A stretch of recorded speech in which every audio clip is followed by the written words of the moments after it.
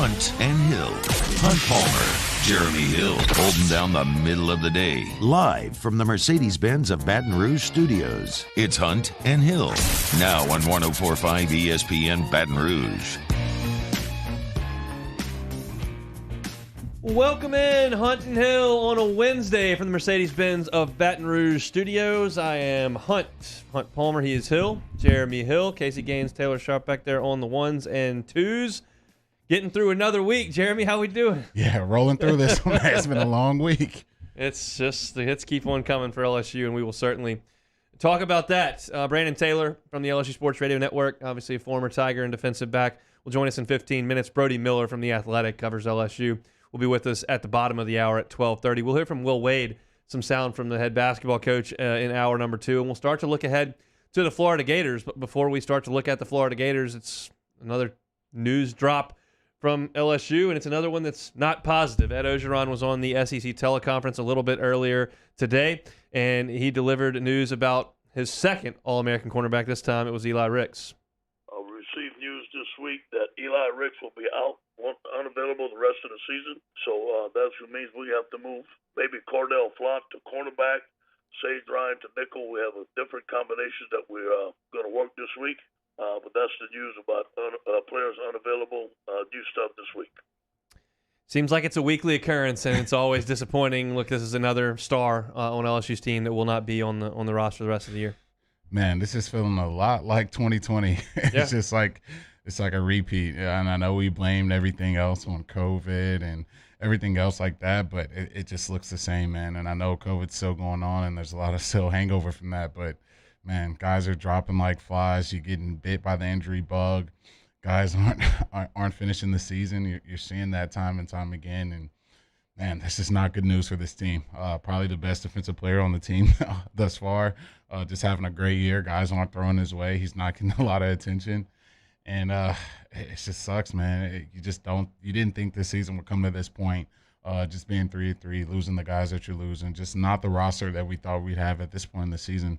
Just a tough pill to swallow as a Tiger fan. It is, and we'll get into what the roster looks like versus what it was supposed to look like. And anytime things are not going well and teams losing, which they have lost 3 games already this year and have lost 2 in a row for just the second time in the Ogeron era, things are going to be said on the outside. But the question was asked to Ed Ogeron, why is he out for the year? It was a nagging injury, jog here and there, and he kept on playing with it. It just kept on reoccurring. So he and his family decided that they were going to operate on. He has missed a series here and there for injuries and being banged up. I mean, that's something that has happened, and he's always come back into the game. But obviously, it's a decision that he and his family made to get this cleaned up and stop playing this season. Everyone's feeling some type of way this late into the season. That's just the way it goes. But sometimes you feel like you just got to stop and get it cleaned up, and that's what the Ricks family's decided. Yeah, when you come to LSU, we talk about it time and time again. Come here to win the West. Come here to play in Atlanta. You come here to go to the college football playoff, and when those goals are just totally out of the picture, you got to ask yourself, is the juice worth the squeeze at this point? And I think for them, just playing this entire season injured and really risking something more dangerous, I don't think the juice was worth that much for them. And you got to wish the best for Eli and his family. It's their decision to make. It's his body. It's his career. So I know a lot of people are going to pound down like the whole Sting thing all over again. But, man, it's hard to go out there and play. You worry about the morale of this team. You worry about the leadership. All of that stuff is starting to slowly fester and build up. So hopefully they can turn this thing around, but it's just not looking good with news like this. So as you look at the defensive backfield, and we look at the team they're going to put out there, obviously Cordell Flott and Dwight McLaughlin will be on the outside. He mentioned Sage Ryan moving into the nickel spot.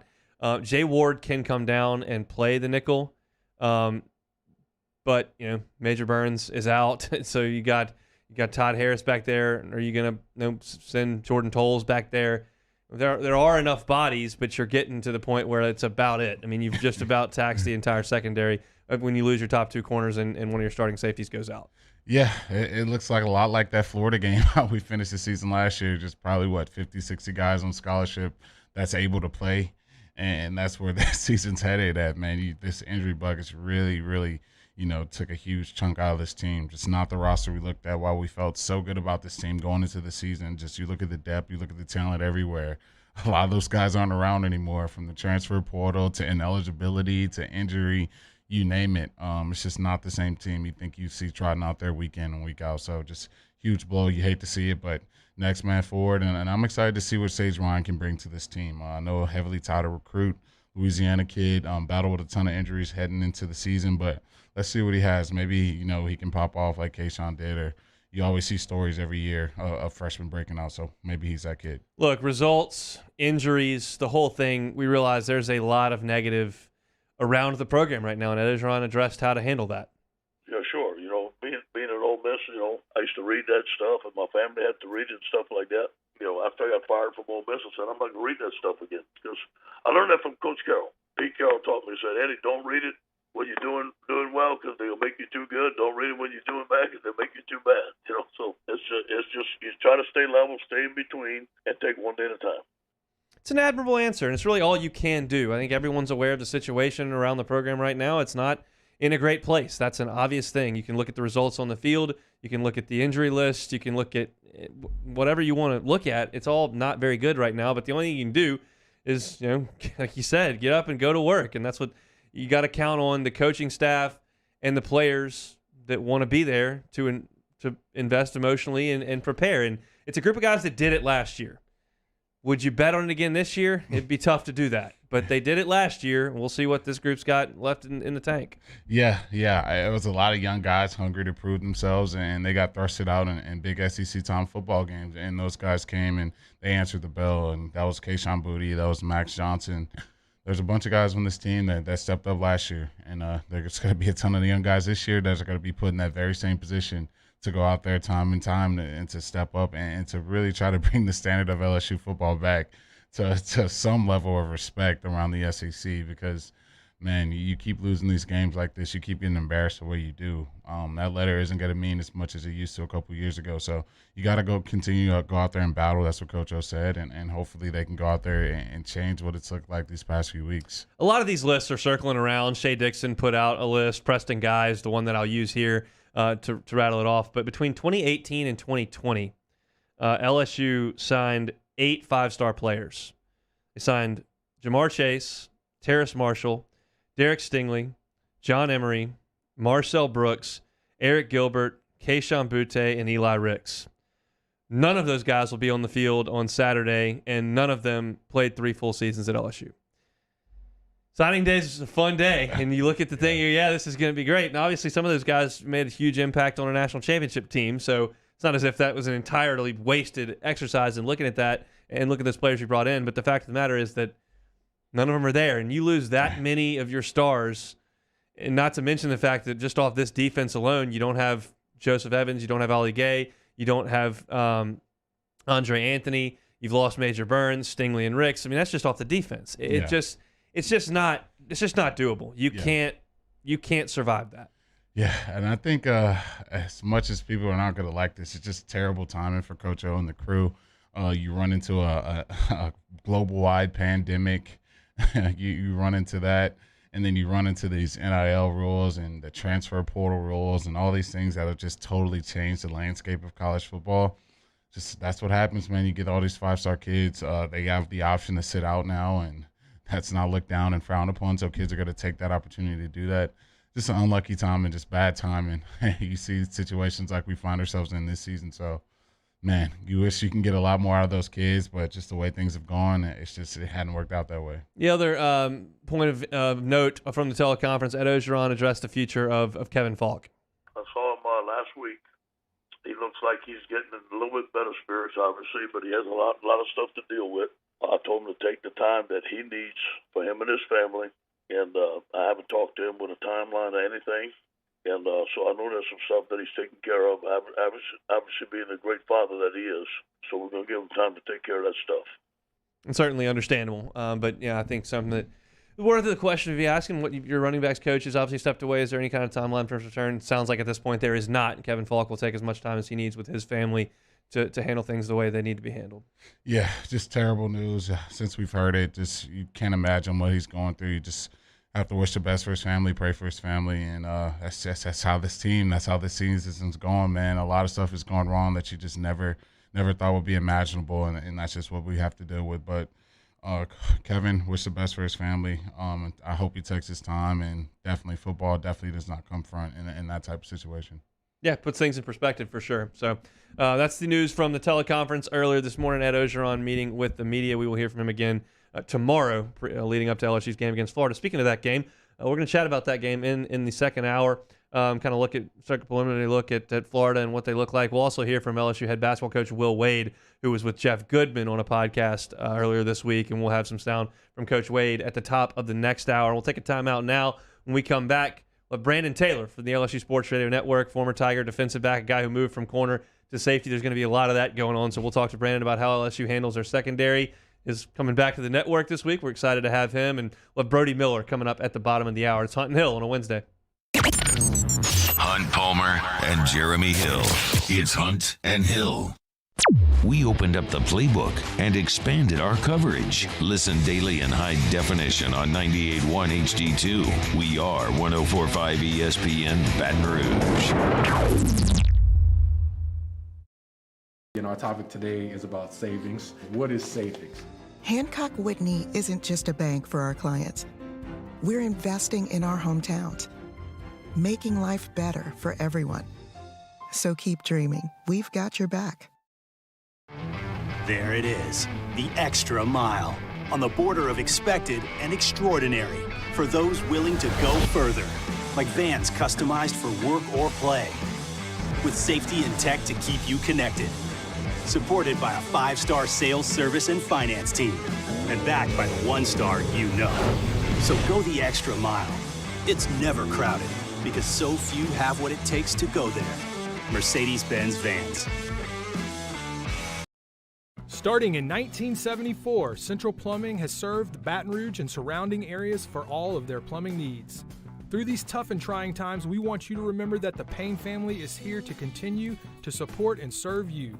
As a multi-generational business, there is no job that is too big or too small. Residential, commercial, industrial, hospitality, we're here for anything you need. 24/7, 365. Give us a call, 225-925-8552. This isn't just another day. It's so much more. Kelly's life was put on hold when her auctioneer primary care doctor discovered a rare blood disorder. Her doctor connected her to an auctioneer care team of cancer, heart, and kidney specialists.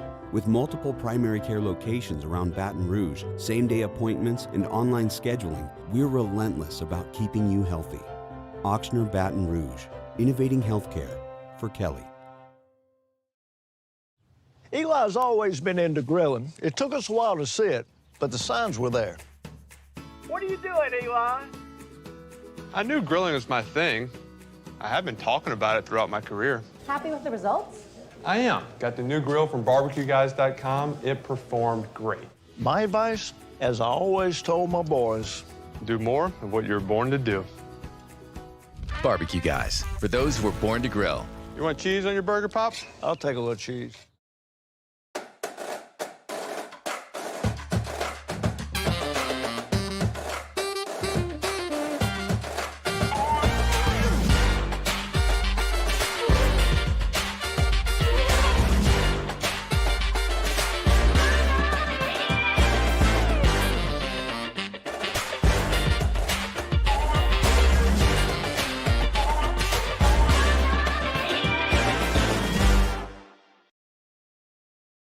Yo, Jake here for Patient Plus Urgent Care Clinic, the place that's going to be convenient for you during an inconvenient time. Look, you hear me talk about my 4 boys all the time, and sometimes things like stitches, well, they happen. And in fact, they have. And Patient Plus is always taking care of us, just like they'll do the same for you. And now with 7 convenient locations across the Baton Rouge area, open from 9 a.m. until 9 p.m., 7 days a week. And also at patientplusuc.com, you can sign up for your appointment on the way to the clinic. That's Patient Plus Urgent Care Clinic. Get in and get better. Front to Back Boat Service has been family owned and operated for 30 years. And the Sherman family is NMEA certified. That's the National Marine Electronics Association at Front to Back. They are committed to improving the safety and technology of marine electronics through installer training, interface standards. And look, the fall and the winter, it's the perfect time to do that yearly maintenance you've been putting off. Get those parts you've been wanting. So schedule your appointment today at Front to Back North Airway off of Airline Highway. If home is where the heart is, a roof is a shield. That's why for over 25 years, South Louisiana always... Hey, it's Matt Moscona inviting you to join us for Wednesday's Hump Day AFR presented by Pluckers. We'll preview the weekend ahead in the SEC with Russ Mitchell. Little overrated, underrated, and it's a Whiskey Wednesday. Join us Wednesday, 3 to 6, 104.5 ESPN Baton Rouge.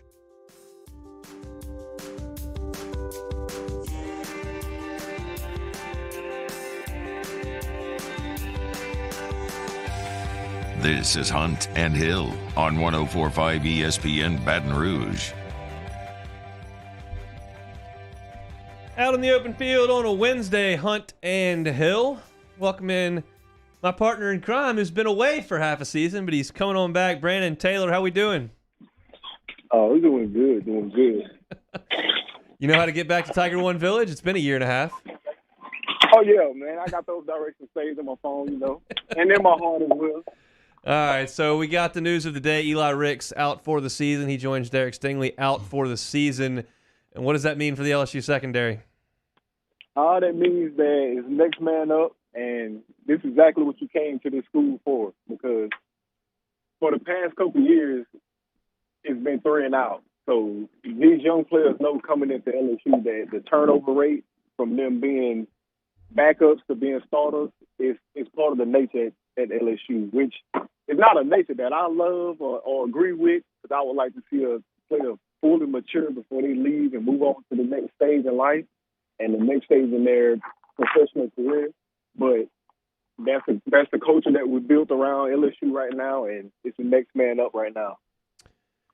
You are a guy that played corner and moved to safety. There's a talk of potentially Jay Ward could do that. Sage Ryan has been a safety. He's going to work at nickel now that they're going to move Dwight McLaughlin and Cordell Flott outside.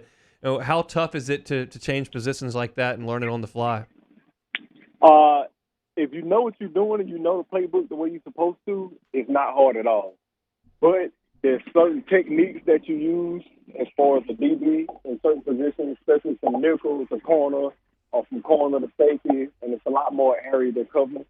But as far as the game plan wise,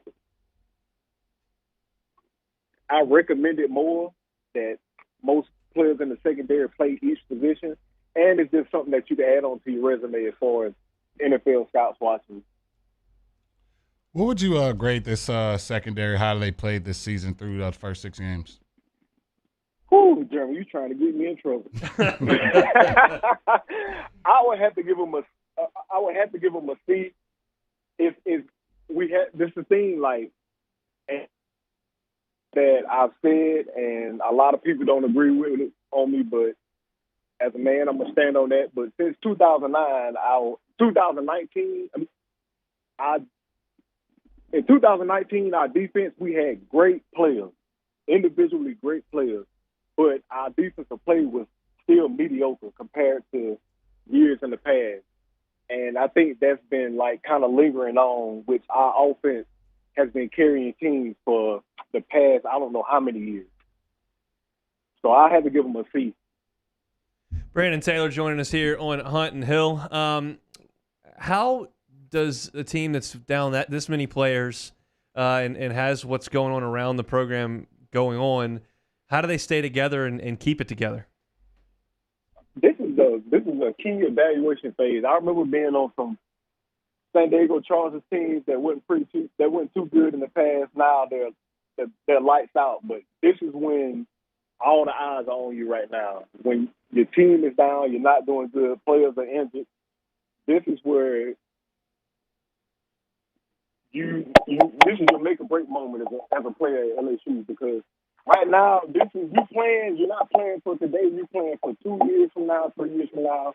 If you can actually be a starter in this defense or in this offense, or special teams wise, and this is a good assessment for any recruit coming in. If I was a recruit coming in right now, I would be licking my chops, because I'm watching the backups and I'm like, I can compete against him, I can beat him out. And that's the way you guys got to take it. You just got to compete each and every play. If you're Durante Jones and the crew, are you getting a little more exotic with this defense? I know last week especially it was a lot of just cover one, a lot of cover three. With these young corners coming in and a lot of positions moving around, you're going to have to mix it up. You just don't want to keep them in man-to-man coverage, especially with teams that's going to scale against that as far as like crossing routes and all that type of stuff. You want to keep them in, which we've been playing softer coverages. You will have to blitz a little bit to help them young guys out in the back end. Brandon Taylor, our guest here on Hunt and Hill. What do you know about a Dan Mullen offense? What can we expect? He's had a lot of success against LSU over the years moving the football. Oh, I expect Dan Mullen to come in and try and run the ball down LSU's throat, which it's a old football saying is if you can't stop it, they're gonna keep doing it. So if you bust a play, if you show a weakness in your armor, a good coach is he's going to attack that until you can fix that and address that. And I expect him to come in and run the ball down our throat if he can be successful with that. All right, I'll ask you the flip side about that. I know what our run game's been this year. You think we should try to run the ball against Florida this Saturday? We have to try and run the ball. I would come the first series, I'm calling run plays. Like you're passing yourself into a corner. You can't manage the clock like that, and you're wearing your defense out, a young defense, and a defense with a lot of injuries. You got to kind of work with them as an offense. I know we're scoring points and all this, but you have to that's how you manage and control the game and control the other team's play calls. What do you made of the young receivers on this LSU roster? Oh, these young receivers are lights out. I'm very impressed with them. And it just shows that all the other groups, all the other positions need to look at the receivers. It's always with a young team and a team that's going through adversity, it's always a watch me. Play the way I play. If you can't play the way I play, you don't need to be on the field, because if I'm out there 5 days a week during the week practicing and then on Saturday I show up to play lights out, you can do the exact same thing. You should be doing the exact same thing if you're putting that uniform on. So that's a big congrats to those young receivers. Just stay humble and realize, you got to realize, 2019, we was on top of the world. Now, we getting kicked in the dirt. So remain humble and always know that don't take anything for granted. And on any given Saturday, you can get your ass whipped. You bringing Big Fave breakfast on Saturday? Big Fave can miss about 3-4 weeks of breakfast. All right, man. We'll see you at 9 o'clock. We'll be on the air from the Tiger One Village. I'm looking forward to it. All right, Hunt. See you Saturday, big dog. That's Brandon Taylor from the LSU Sports Radio Network. Kickoff this weekend is at 11 o'clock, so we will be on the air at 9 o'clock from the TJ Ribbs Tiger One Village between the ramps of the Assembly Center just outside of Tiger Stadium on campus. Want to stop on by? Come on and do it. Jeremy will be long up. It's 7 o'clock airtime for your boy. You ready for that again? Oh, yeah. I like it, man. Get that full Saturday slate of college football. Ain't nothing wrong with that. Look, I think just chatting with Brandon, we'll talk a little bit more in detail with it on the show on Saturday, but this is something Corey dealt with last year. And were the results perfect against Ole Miss and Florida? No, they gave up a lot of yards and gave up a lot of points, but they did make some plays. And so he cross-trains these guys. They understand every level of defense like Brandon was talking about, and I think now it's probably going to be a little bit easier this time around that he's coaching the entire secondary. You don't have a safeties coach and a corners coach and start moving pieces around like that. But, it's going to be, like you said, next man up. My issue with the next man up is that, generally speaking, the next man is just not quite as good. Man, yeah, that's why I fell in love with these young receivers. They were going against a lot of guys that's going to be playing a lot of snaps for the rest of the season this year. And I think Dwight's really played a lot better. McLaughlin has definitely made a leap, especially what we saw from him last year. I think he's playing a lot better. Got to get him back fully healthy. Cordell Flott, probably the best defensive back in the SEC playing right now. Just phenomenal from the slot. Probably move him to the outside. And then Sage Ryan, probably the best, DB in the state coming out of Louisiana. So let's see what he has to bring. It's not like we have zero talent left in that room. Just depth is going to be a huge issue. You don't want any more guys going down, but man, it's just a tough spot to be in at this point in the season.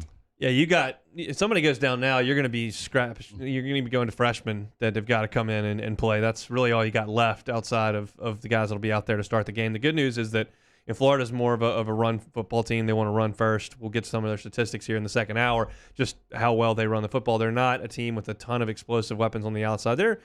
It's Florida. They're going to have players, but they don't have the weapons that like A&M has a better wide receiving core. Alabama's a little more talented on the outside. This is a Florida team that wants to get behind the pads and run it downhill. So it's not testing this rebuilt, reshuffled secondary as significantly as somebody else would, Mississippi State, even Alabama. Yeah. This is probably one of the better weeks to relax as a cornerback. You definitely have to be heavily locked in on your run fits this week. Their quarterbacks are going to be stretching the edge a ton, so the cornerbacks have to get off blocks. But other than that, they're probably not going to trust Emory to drop back and pass it for 50, 60 times like you see at Mississippi State or some of these teams in the SEC.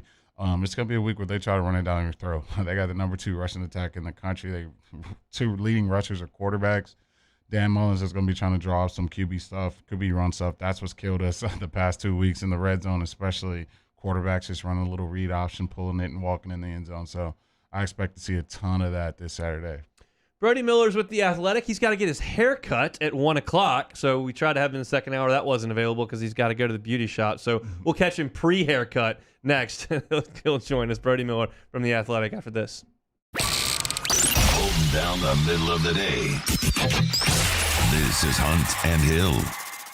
In times of need, get a full list of phone numbers, websites, and other important emergency information on the Demco Stormwatch page at 1045ESPN.com.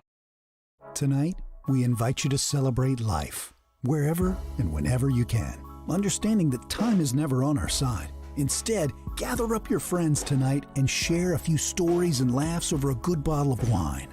Or maybe a family meal that gives everyone a chance to reconnect and remember what's really important, whether it's for a birthday, an anniversary, or simply to remind someone special that they are loved.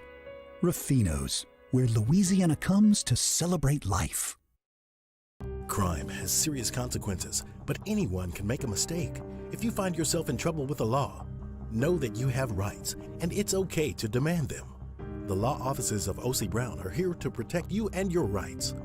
Felony or misdemeanor, DUI or drug charge. No matter what crime you're accused of, you still have rights. Let the law offices of O.C. Brown uphold them. Call 225-343-1111. Your law firm for a lifetime. I've been doing business with Luba for 25 years. They're dependable, trustworthy. It's just the attention to detail with our clients. Our folks have years and years of experience.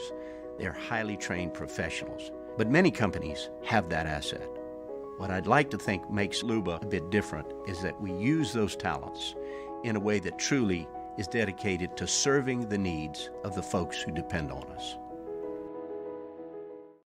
Are you a licensed contractor? There's lots of good contractors in Louisiana doing work the right way, but unfortunately, too many unlicensed contractors are working outside the licensing requirements. Working as a contractor in Louisiana requires a license for the company doing the work.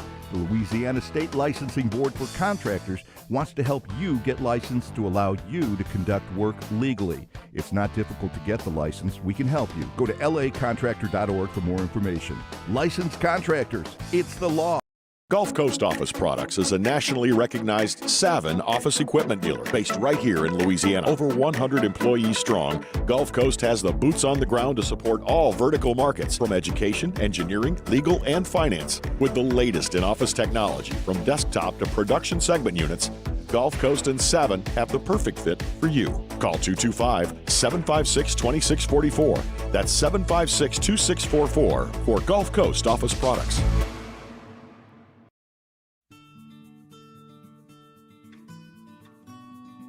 This is a house call. This is a follow-up appointment. This is a diabetes checkup. This isn't just more convenient care, it's more advanced care. This is innovating healthcare at Louisiana's #1 hospital, Auctioner. ServiceMaster Elite create clean, disinfected work environments. As a local business, we take pride in serving the New Orleans and Baton Rouge areas. Our cleaning protocols follow CDC and OSHA standards for healthcare settings, offices, senior living, restaurants, and industrial plants. Contact Service Master Elite to get your operation ready for reopening with germ disinfection cleaning. Service Master Elite, the trusted choice in professional cleaning since 1996. It's no secret. The best oysters in Baton Rouge are at Jolie Pearl Oyster Bar. Enjoy mouth-watering South Louisiana flavor and oysters from all over the country. And don't forget our nightly drink specials. It's week 7 in the prep football season, and we get you started Friday night with Louisiana Prep Preview presented by Brock, the Baton Rouge Orthopedic Clinic. And then starting at 10 o'clock, it's a full 2 hours of the Lake Urgent Care Lake After Hours Louisiana Prep Scoreboard Show on YouTube, CST, and 104.5 ESPN Baton Rouge.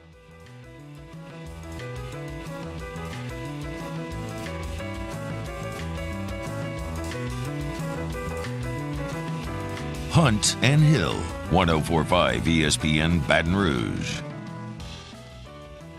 Brody Miller from The Athletic, pre-haircut, joining us here on Hunt and Hill. Brody, what do you tell him when you sit in the chair? What are we going for today? I mean, I think I've had the same haircut since I was probably 8 years old. I go pretty simple, man. Just trim the sides with the razor and then get the scissors on top a little bit. You know, I'm a basic white man cut. All right, were you surprised at the Eli Ricks news this morning?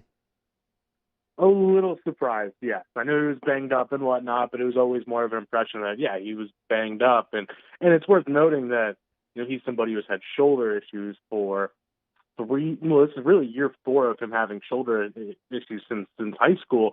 And he's always played through it. And by the way, I mean that as a credit to him. I mean, he played his entire senior season at IMG with a torn labrum and, you know, even played really well that season. So it's like he's always played through pain. His mother even pointed out he played the Florida game. He re-aggravated it during his freshman season and you know, had an interception, a pick 6 against Florida while he was pretty banged up and had the tape on his shoulder and all that.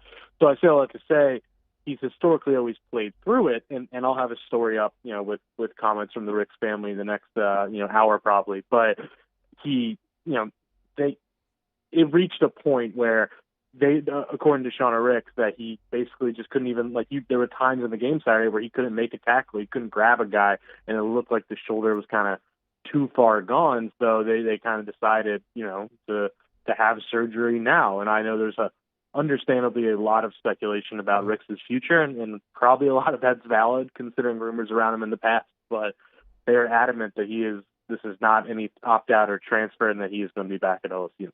Yeah, that was going to be my next question. I just would rather you, who does some investigating on this type of thing, as opposed to me, who just read the news and sits up here and talks about what it means in that secondary. There's just a growing, you know, amount of noise. Well, everyone's just quitting on the team because they're losing football games. You don't understand that to be the case? Exactly. No, it's a valid concern. I think people in LSU's building are thinking that, quite frankly. You know, I mean, and there's the context of there were a lot of rumors. I believe I was talking about it with you on your show in the winter about, you know, Eli Ricks possibly entering the transfer portal this winter. And you know, the Ricks family denies that. But I'll just say, I mean, there were people in LSU's building who were confident he was entering the portal, and obviously he stayed. So probably there's truth to that. And they're adamant that is not what's happening here. They said, you know, and again, a story will be up soon, but, you know, they have a house in Baton Rouge. They own a house here. They don't just rent. And there's a lot of family on the dad's side from Hammond. They're like, we are not leaving Baton Rouge under any circumstances. So they're saying that he is staying at LSU, which is big but for LSU, obviously, it's in big trouble. We talked to Ed Ingram earlier this year, and he talked about the morale on the team last year, especially you started losing some of those games. What's your sense on the team's morale right now? I mean, I think just in a human, I mean, you would know this even better than me, Jen, man, and just I imagine on a human level, it's just going to take a hit. I mean, when you have, your 3 best players, I think we're at the point now where you can even say, 7 of the 10 best players are pretty either out or ineligible or something right now. Your head coach is on a very, very, very hot seat. Your team, and you have your hardest games ahead. I just think, and I almost will throw this back to you, I would assume it's human nature that it's just going to take a hit. I don't think anyone's quitting or anything like that. I'm sure they're going to play hard, but you would assume, right? What do you think? I think it's taking a hit, man. I think you bounce back the way we did, and you start the season off against UCLA the way we played. It's just you didn't think this team, and you get bit with the injury bug like we have. It's like you said, human nature, but I hope we fight. I hope we have some fight to us. It just hasn't looked like that recently. Brody, what's the story on Sage Ryan? Yeah, I mean, he obviously has been banged up all season, hasn't really appeared in a game yet this year. The hope is that, and I know I have one source say they've already, and I think Ogeron said this too, I could be wrong, but that Sage might become the new nickel, and you might have no choice but to move, Cordell over to the corner spot, which, Cordell's more of a nickel, and Ogeron has always said that they'd rather have him at nickel, but the issues are pretty extreme now. I don't think they have a choice, and no disrespect to anyone else, but I think the next option at corner would be, Darren Evans from Nichols, who's struggled at times, or Darius Jones, who I think has had his own injury issues, but also just been pretty raw throughout his career. So I know at practice yesterday that's what they worked on. They worked on Sage and nickel, but I won't pretend I'm confident that he's ready or 100% or all these things. He's a freshman who's been hurt, but I think that's their highest upside move, for lack of a better term. So I opened the show yesterday saying that when things are going poorly, you got to find the thing that you do best and try to hitch your wagon to it and make that the identity of your team. What is that for LSU right now on either side of the ball? Shoot, man, I don't know. I think it's tough, man, because the only thing you're able to really rely on lately has been Keishon Butte making some plays, and right now I think you have to put all your eggs a little bit, I think, in that freshman receiver basket. And I know that's tough because they're freshmen and they're probably going to have ups and downs. They're not going to be consistent necessarily. But I just think it's going back to the upside thing. And quite frankly, upside is your only hope these next 5-6 games because your base level isn't good enough right now. And I think maybe the freshman receivers have to be that because Max Johnson does do some good stuff.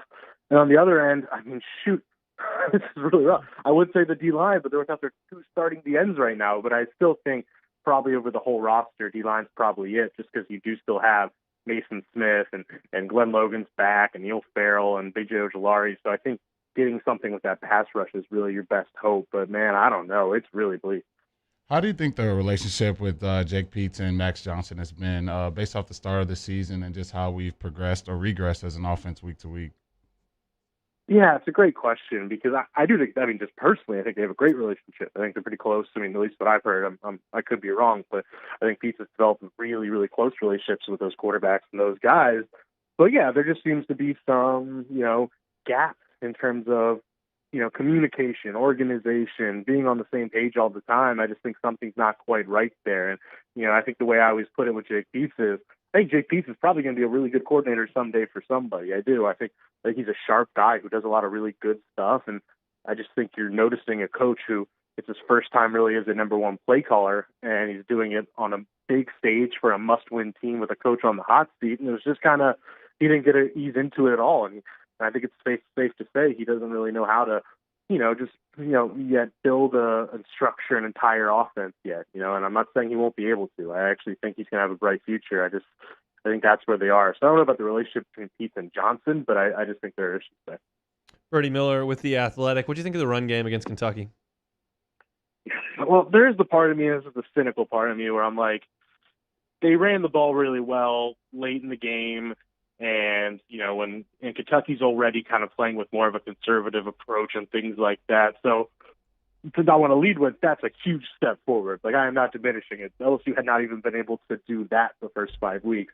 So that's really big. I think that's what you're going to see all year is teams kind of learn you can drop back some. So if you can finally run the ball on that, at least that opens things up for the passing game. At least that makes teams not quite as able to do that, and that opens things up for Johnson. So, again, I think it was promising. I think you saw some better stuff, and, hey, I criticize the line all the time, so credit where it's due. I think you saw an improvement with Cam Wire at left tackle. I really do. So those things are positive, and those things you can build off, but in no world am I going to really look at it and say, now this is a strength. I read a story from the Orlando Sentinel today where Emory Jones basically said that entering the LSU game last year, Florida's team was just confident and knew they were going to go out there and win the game, and they didn't take it as seriously as they should have. I don't know if that's true or not, but do you anticipate that you're going to get kind of a mad football team coming into Tiger Stadium this Saturday? I bet you do. I really do. I think even last year's game was just such an anomaly. Like, if you play that game 10 times, I think Florida probably wins at 9, and a lot of wild stuff had to happen. And again, I keep saying this, I'm not taking credit away from anyone else. That was a pretty amazing performance considering the context of that game last year with everyone gone. It was amazing. But yeah, I think Florida is a better team going to be out there Saturday. On the road always helps alleviate any chance of maybe overlooking anyone, because it's like, all right, you're in Tiger Stadium, you can't really overlook. And yeah, there's probably going to be some anger there. And also, we're talking about Dan Mullen, a man who is, I don't have a right word for it. If I'm just going to say, he's a man who's probably going to want to avenge that and run up the score a little bit in Baton Rouge after that. So I would be pretty surprised if you caught Florida sleeping again. I got a two-part question for you. What do you think the attendance will be like for an 11 a.m. Florida LSU game? And do you think that hurts recruiting if it isn't up to snuff of what we're used to? Man, it's a great question. I should have looked at the numbers earlier. I haven't looked at the latest ticket numbers, but yeah, I've had a lot of people around their program worried they're going to see a, 50-60% crowd. And I'm not saying I predict that. I think it's LSU and it might surprise you. But yeah, I think it's going to be a rough crowd. And that almost goes back to the Ogeron, stability thing of, again, I don't know what Scott Woodward's thinking is. He's a hard guy to figure out his thinking. I don't know what he's going to do or when he might do anything. But I think there's a lot of history in college sports of once you see the fan apathy, that's when you have to start, making some really tough decisions. It's not to steal an Andy Staples line. It's not about when you can afford to buy out a coach. It's when you can afford not to, and I think that's something you have to look at. And again, I'm not saying that. It's just something to watch. But, yeah, recruiting, absolutely. That's a Tiger Stadium, no matter how poor LSU's ever playing, Tiger Stadium, again, you know this better than me, is one of the biggest selling points in the world to be able to be like, hey, any Saturday you can come play there. If you're playing in Florida and it's an 11 a.m. game and the crowd's weak, I imagine that does take a hit. Brody, go get your hair cut. We appreciate it, sir. You'll be looking great in the press box on Saturday. I appreciate that, guys. You guys take care. Brody Miller with The Athletic, going to have a story coming up shortly about the Eli Ricks injury. Sounds like he's spoken to Shauna, his mom, and the Ricks family. So check out The Athletic and see what Brody has to say. But that's the most important thing for me here because, look, no one's stupid here. Everyone's looking at the internet and chat boards. We got the Bayou Ford chat here. And there's buzz because of what's gone on the last couple of years about opting out and quote-unquote quitting, all that kind of stuff. Sounds like Brody's talked to him. He's had significant shoulder injuries for 3 years. He's been so hurt that he couldn't go into the game at times this year, and they feel like at this point in his life, in his college career, this is time to stop playing football and try to get it fixed. That's what it sounds like the situation is. Yeah, this is an ideal situation, and athletes have to answer it and deal with it every year. If the Tigers are 6-0, Bowman number 2-3 team in the country, probably powers through it. Just to be honest, you're in a situation, you're 3-3, guys are getting injured here, hurt there, significant injuries here. You just have to ask yourself, is it worth it to keep playing this season and knowing, like you said earlier today, are we even going to make a bowl game, which is crazy to even fathom for LSU football program that you have to wonder if you're going to make a bowl game. But those are questions you seriously have to ask yourself as a family. So I think that's probably exactly what happened. The Pitch Ford Brigade is always the loudest. They may be the majority, they may be the minority, but they're always going to be the loudest. And that's what they want to hear. People want to hear, yeah, everyone's quit. They've got to fire the coach and all that kind of stuff. When sometimes just actually looking at the situation and getting some information is the most prudent decision, especially in the line of work that we're in. And so obviously Brody has done that, and it sounds like everything on that, he's got to have surgery. And it's time to have surgery and clean it up and move forward with his football life after that. That's the decision they've made. So glad Brody could come on and give us that information. I do want to say this as we head to our final break here of the hour. LSU and Nicholls State are going to play a basketball scrimmage next Saturday, the 23rd, at 1 o'clock down in Thibodaux. It's a 3,800 seat arena down there in Thibodaux. It's going to be raising money, obviously, for Ida relief. If you want to buy tickets for $10 and go to the game, it's general admission. You got to go through the Nicholls ticket office. So if you want to go watch LSU and Nicholls play 2 weeks from now when LSU is in Oxford for football, you like to go check out Will Wade's squad, give a call to the Nicholls ticket office. It's probably going to be busy right now because tickets have only been on sale for 45 minutes. And, heck, they may have even sold out because it's probably going to go pretty quick. But if you want to go watch LSU play basketball against Nicholls and raise money for a great cause, you can do that. Contact the Nicholls ticket office today Tickets went on sale 45 minutes ago. Let's take a timeout. Come on back and close out hour number 1 of Hunt and Hill. 104.5 ESPN Baton Rouge with Hunt and Hill. Our listeners fire off their opinions on the jimsfirearms.net hotline at 499-1045. Keep listening for your next chance to shoot us your thoughts with the jimsfirearms.net hotline on 104.5 ESPN Baton Rouge. If you're in an accident, a car accident, a slip and fall where you're injured, you need to call an attorney. The defendant insurance company, it's their goal to close the case as quickly as possible and pay out the least amount of money as possible. That's why it's important to call an attorney and call the law offices of O.C. Brown. At the law office of O.C. Brown, we're a family-owned firm. We want to be your law firm for a lifetime. Starting in 1974, Central Plumbing has served Baton Rouge and surrounding areas for all of their plumbing needs. Through these tough and trying times, we want you to remember that the Payne family is here to continue to support and serve you. As a multi-generational business, there is no job that is too big or too small. Residential, commercial, industrial, hospitality, we're here for anything you need. 24/7, 365. Give us a call, 225-925-8552.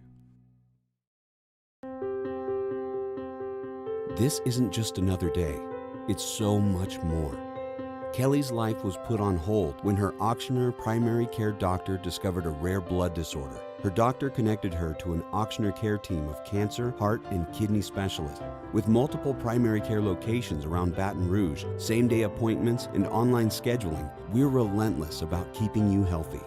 Auctioneer Baton Rouge, innovating healthcare for Kelly. Eli's always been into grilling. It took us a while to see it, but the signs were there. What are you doing, Eli? I knew grilling was my thing. I have been talking about it throughout my career. Happy with the results? I am. Got the new grill from barbecueguys.com. It performed great. My advice, as I always told my boys, do more of what you're born to do. Barbecue Guys, for those who were born to grill. You want cheese on your burger, Pops? I'll take a little cheese.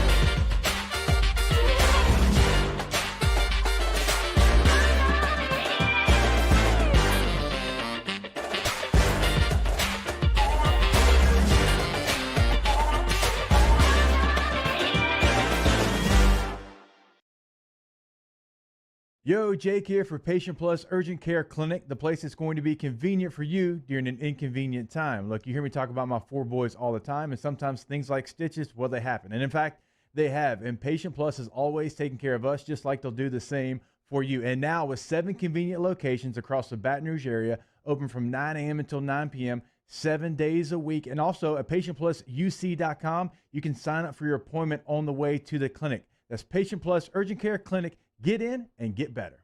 Front to Back Boat Service has been family owned and operated for 30 years. And the Sherman family is NMEA certified. That's the National Marine Electronics Association at Front to Back.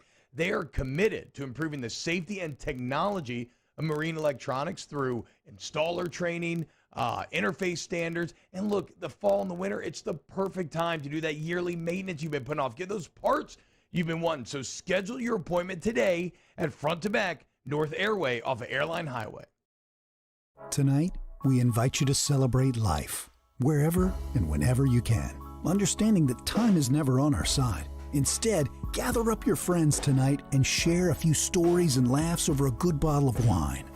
Or maybe a family meal that gives everyone a chance to reconnect and remember what's really important, whether it's for a birthday, an anniversary, or simply to remind someone. On Thursdays, Off the Bench, William Shatner survives his trip to space. Can the Tigers survive their test against the Gators? Plus, we have a brand new Big Deal or No Big Deal, Off the Bench, 7 to 10 a.m., 104.5 ESPN.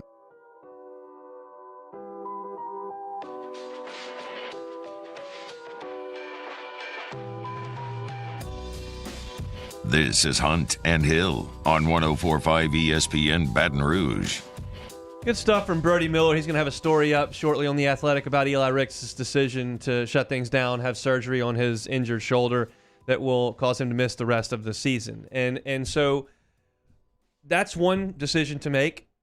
There are other decisions like Leonard Fournette, like Christian McCaffrey, guys throughout the last few years that have decided not to play in a football game. Jamar Chase not to play in a season. Tyler Shelvin not to play in a season. Now, 2020 is a little different than others because it was such an uncertain thing. But I want to get your overriding thoughts as a guy who left college and got to the NFL and played as long as you did. What are your thoughts on guys' obligations to their team as opposed to protecting themselves, which is for a financial gain at the end? Yeah, I think there's a happy balance between each player and their school and their respective situations. Some guys come from junior college. Some guys, come right out of high school. Everyone has their own unique path and journey that makes them fall in love with their university for whatever reason. But I know some guys, they have injuries. They have things going on off the field. You see the Emory situation, stuff happening outside of football. So there's no just one right answer for every single guy. But what I can say is that guys who do have the opportunity to go in the first round, to go top 10, that's life-changing money. So it'll definitely get your eyes and your attention elsewhere. And I know a lot of fans want kids to bleed for their university and go out on the operating table and just, limp off the field and do all these things, which is great and fine and dandy. But that's just not the reality of college football. These kids they get a small window of opportunity to make a name for themselves. And if they garner the NFL's attention, then some of them can take advantage of that, and a lot of them can't. That's just the bloody truth of the whole situation. 1% of these guys actually get on and have success at the next level. So it's a tricky situation, but to answer your question, I think each guy has to do what's best for them. But if you're getting a first-round grade, you got to pass up on that bowl game. It's one of those things that drives most people crazy, and more often than not, this is not 100% blanket, but more often than not, it's an older generation that feels that way, that you're quitting on your team, that you're quitting on your university, that's what that means. And it's just difficult for me as someone who left school and since I've been out of college have worked in 3 different career fields. I have to consider finances every second of every day. You have to worry about all those things, and I'm still here 10 years later feeling that way about life, and that's the way that the vast majority of us go through life, is having to manage money and having to crunch numbers and make sacrifices and do all these types of things. If you're in a position all of a sudden to go poof and have $10 million, $20 million dropped in your lap that changes the way that you're able to live your life and your family's able to live, it's difficult for me to go out there and say, you better get out there on that football field. You owe that to the fans and your teammates to go play. And then all of a sudden you can have a Marcus Lattimore situation where his knee is mangled and he can't really play. I'm just not going to be in position to do that. And I realize that people feel that way.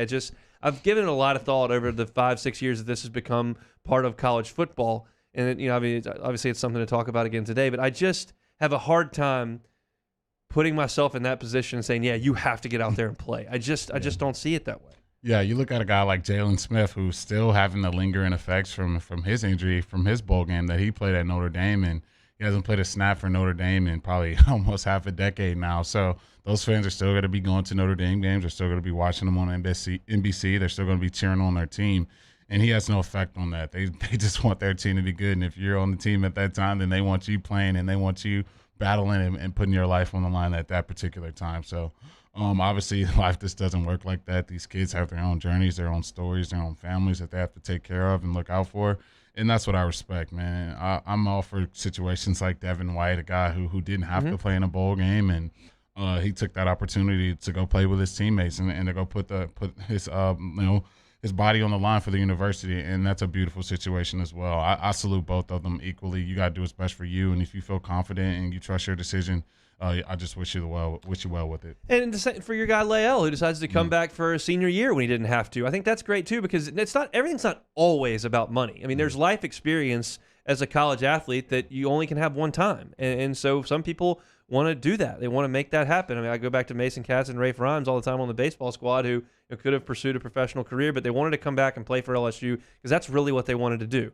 And, you know, neither of those guys are going to be first-round picks, but they wanted to come back and play for LSU, and they did, and they got to Omaha, and they were on a great team. So, yeah, I mean, I certainly don't – there are some people that say you're stupid for playing. I disagree with that, but I have a hard time finding fault with someone who's got a ton of money out there, and it's a small percentage, like you said, and tell them, yeah, you better strap up that helmet and go play for the old state college. I mean, I just don't. I don't quite have that. Yeah. There's so many situations that go vice versa. Like you look at a guy like Matt Barkley, who had an opportunity to leave and probably be a top 5 pick. He comes back to USC for a senior year, and he drops on the draft board. Same for Matt Leinart, a guy he thought would be a top 3 pick. He comes back his senior year, he drops down, and there's guys who leave and they go higher than you think. Yeah.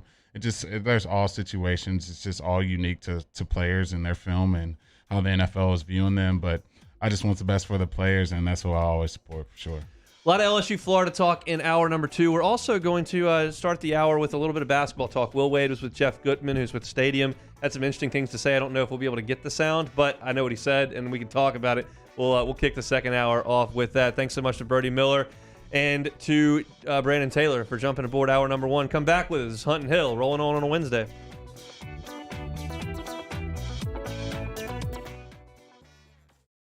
And our topic today is about savings. What is savings? Hancock Whitney isn't just a bank for our clients. We're investing in our hometowns, making life better for everyone. So keep dreaming. We've got your back. Crime has serious consequences, but anyone can make a mistake. If you find yourself in trouble with the law, know that you have rights, and it's okay to demand them. The law offices of O.C. Brown are here to protect you and your rights. Felony or misdemeanor, DUI or drug charge. No matter what crime you're accused of, you still have rights. Let the law offices of O.C. Brown uphold them. Call 225-343-1111. Your law firm for a lifetime. I've been doing business with Luba for 25 years. They're dependable, trustworthy. It's just the attention to detail with our clients. Our folks have years and years of experience. They're highly trained professionals, but many companies have that asset. What I'd like to think makes Luba a bit different is that we use those talents in a way that truly is dedicated to serving the needs of the folks who depend on us. Are you a licensed contractor? There's lots of good contractors in Louisiana doing work the right way, but unfortunately, too many unlicensed contractors are working outside the licensing requirements. Working as a contractor in Louisiana requires a license for the company doing the work. The Louisiana State Licensing Board for Contractors wants to help you get licensed to allow you to conduct work legally. It's not difficult to get the license. We can help you. Go to lacontractor.org for more information. Licensed contractors, it's the law. Gulf Coast Office Products is a nationally recognized Savin office equipment dealer based right here in Louisiana. Over 100 employees strong, Gulf Coast has the boots on the ground to support all vertical markets, from education, engineering, legal, and finance. With the latest in office technology, from desktop to production segment units, Gulf Coast and Savin have the perfect fit for you. Call 225-756-2644. That's 756-2644 for Gulf Coast Office Products.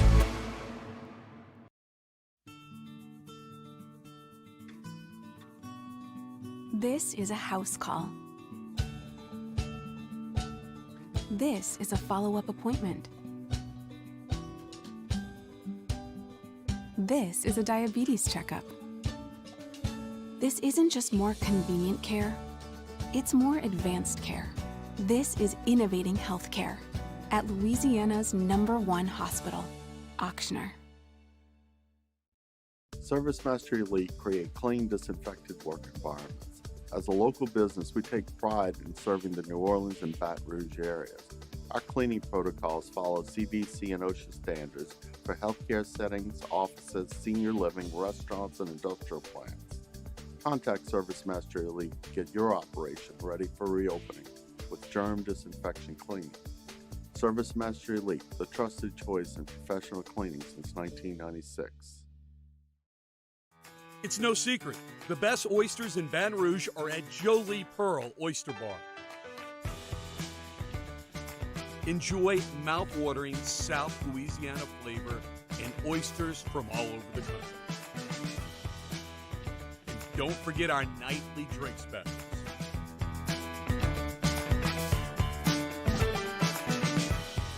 Jolie Pearl Oyster Bar, located in downtown Baton Rouge.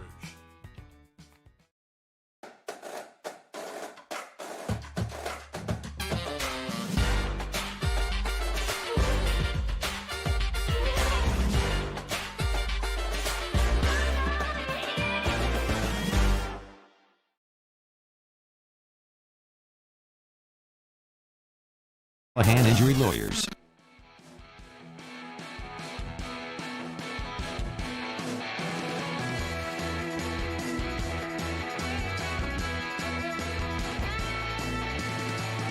Hunt and Hill, 104.5 ESPN Baton Rouge. Halfway through the week. Made it through an hour on Wednesday. Now we're in the back half, headed towards LSU in Florida. We will get to that in the next segment. I want to talk some statistics, some facts about this Florida Gators team that Dan Mullen's bringing in to Baton Rouge. But I want to start this hour with conversation with LSU basketball. Will Wade joined Jeff Goodman, who is with Stadium. And Jeff has a podcast that's on YouTube as well, Field of 68 Media Network, and doing a season preview with a lot of teams and coaches. And he chatted with Will Wade via Zoom. We have the sound, but we're not able to play it, so I know what he said, so we'll just chat about it. But he talked about some of his players and some of the things they've been doing. And one of the things specifically that caught my ear was Will Wade talking about how they got Tari Eason from Cincinnati. A big long arm post player, block shots, can knock down some perimeter shots, but he's mostly going to be a defensive minded guy and a rebounder for this team in the front court. And Will Wade said in the portal, he said he had never heard of Tari Eason when he went in the portal, and he's got an analytics team that he uses that puts out grades on players that enter the transfer portal, and Eason's grade was that of an all-SEC player. And Wade said, who the hell is this guy?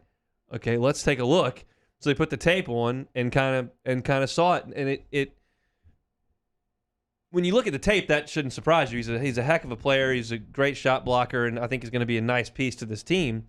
But the thing that catches my eye is that Will Wade is so in tune with the way that college basketball has shifted, which is transfer portal, grad transfers, supplementing your roster with freshmen and overhauling things year by year as opposed to kind of building a program with 4-year players, that he's out in front of this the same way he is with the schedule in turning the transfer portal into an objective thing that he can look at and fill out his roster, and that's how he found Tari Eason and went and got him. I thought that was a really cool story. Yeah. It sounds like Coach Wade's treating the old transfer portal like free agency. Has a whole big board, and you got your guys that you have grades on, and then you just work that board, man. You start from the top and you work your way down, and that's not a bad way to go. You've seen teams do that for decade after decade and have a ton of success. And if college basketball and college sports give you that opportunity, then why not take that? And I think having the more 6'8", 6'7", two-way wings you could have, the better, man. That's where college basketball is headed. Just so many guys who can dribble it, put the ball on the ground, and get to the basket. You're going to need long defenders who can defend them and keep them out the paint. So I love what he's doing with the recruiting, man. He's recruiting his tail off, and I'm excited to see how this team plays this season. One of the other guys in the paint is Efton Reed, the 5-star that LSU brought in, and Wade talked about Efton Reed and said, look, he's kind of like a European big. He can shoot the three. He's really skilled. And then when he gets the ball down on the block, and this is a quote from Wade, he said he makes a jump hook every time. And if you're 7 feet tall and you can make a jump hook every time, which obviously is a little bit of hyperbole, but if you're a very high percentage jump hook shooter, that's going to be difficult for teams to stop. So that sounds very attractive to me on the offensive end. Man, you go grab a 5-star 7-foot guy, man, you're definitely not going to hear people complaining about that. And that's just a great land for the Tigers. Actually have some paint presence, something that we really didn't have much of last year. Just a really, a lot of shorter, 6'8", 6'7", rangy guys. Yeah. To have a true paint presence, rim protection, rebounding, and then God forbid if he has a post game, that's going to just open it up so much for all these scores that he has surrounding this guy. So I'm excited to see what Reed can do as well.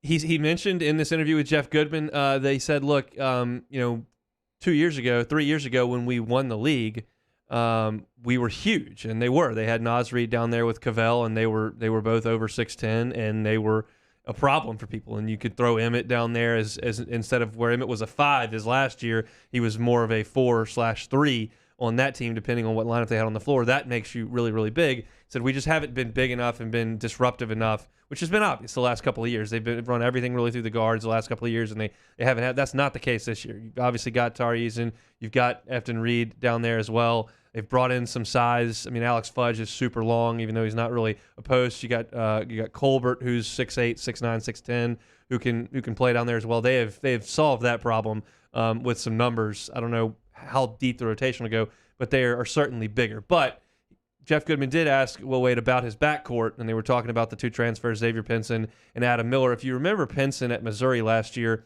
he had the ball in his hands a ton.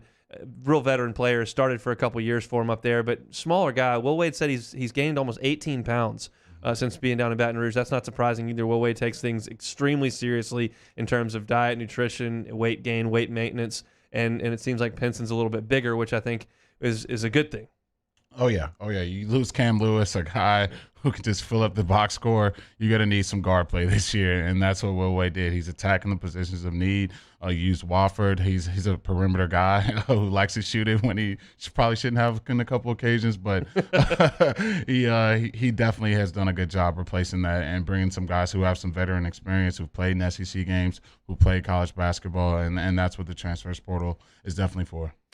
Goodman mentioned the SEC and just how deep and brutal it is, and it's going to be really, really good. And he asked Will Wade about some goals that he has, entering seasons. And Will said the goal is to get a double bye in the SEC tournament, to get in the top 4 and to get that double bye. And he said they're the only team that has gotten that double bye 3 years in a row in the league, and that's not something that means a ton, in the grand scheme of things, because you're kind of judged on how you do in the tournament in that sport, even though that may not be fair because 40 minutes is kind of a crapshoot sometimes in that thing. Yeah. But I think the sustained success of the program, dominance is certainly the wrong word, the sustained success, which I think is fair, is really impressive with what he's done here. And they haven't gotten to the Elite Eight, and they haven't gotten to the Final Four. But they did win the league. They would have been in the tournament all 3 years if they'd have had one in 2020. And it's a program now that is kind of got both of its feet on the ground. It's not a rebuild anymore or a build. It's there in terms of sustained, solid play. It's just a matter of, can you put a team together that does get hot in March and makes that run. I think for LSU, being where they were 4 or 5 years ago, to having the only team in the league that's been that's gotten that double bye and being in the top 4 3 years in a row in the league is impressive. Yeah, I think this is a kind of an exact situation like the Kentucky football team is going through right now. Just a basketball school. Traditionally, they care about their basketball up there. Here, we care about our football, and they've just been turning it around. And that's exactly what Will Wade has done, to turn this basketball program around. The first thing that pointed me to that is just recruiting he's doing. Getting all these guys, 5-star recruits, to come down to Baton Rouge and play basketball. That lets you know what the direction this program is going. So I'm looking forward to continue to seeing him doing that. It's going to be a deep team. I'm very curious to see how he handles the rotation, because it's easy to go into a season and look at the recruiting rankings and look at the grad transfers and go, oh my God, they got 12 guys they can play, but you're not playing 12 guys. Now last year they got down to where it was only really 6 they were playing at the end, and he said in the SEC tournament in the last 3 games, Cam Thomas and Javonte Smart played every minute, and you don't want that. You don't want guys having to play 40 minutes, so you do want some depth. But I don't know how deep you're going to go into this roster in a big SEC game. You're not going to go 12. I think maybe the sweet spot's probably closer to 9, but that would leave some really good players on the bench. It'll be interesting. Yeah, and then you wonder about Sharif. Is he healthy? Can he make that leap? I know a lot of people were excited to get him down to Baton Rouge. He seems to be, looking back, explosive in the videos he's posted. So there's just a ton of depth, a ton of talent on this team, a lot of long, tall kids who can play on the wing and put the ball on the ground. So I'm excited to see as well, man, how he's going to put this rotation together. If you want to see the Fighting Tigers play, you'll get a chance 2 weeks or a week and a half from right now. LSU is going to go down to Thibodaux to play Nicholls State Saturday, October the 23rd. So that's next Saturday. LSU's football team will be up in Oxford playing Ole Miss. So Saturday, October 23rd, LSU basketball at Nicholls, on campus there at Nicholls, 1 o'clock tip-off. If you want to go, It's general admission, $10. All the proceeds are going to go to Ida relief for the Bayou down there. If you want to go and you want to get tickets, you got to go through the Nichols ticket office. So call down there to Nichols State's ticket office and see if they've still got tickets left. Tickets have been on sale for just over an hour now. Seats just about 3,800, so there's not a ton of seats, but it's all general admission. If you want to go watch the Tigers play basketball, you can give them a call at the Nichols ticket office, and they will crank things up next Saturday, a week from this coming Saturday down there on the Bayou. That's a look at LSU on the hoops side. Take a timeout, come back, start talking LSU Florida. That's next on Hunt and Hill. Serving up the latest from the sports world.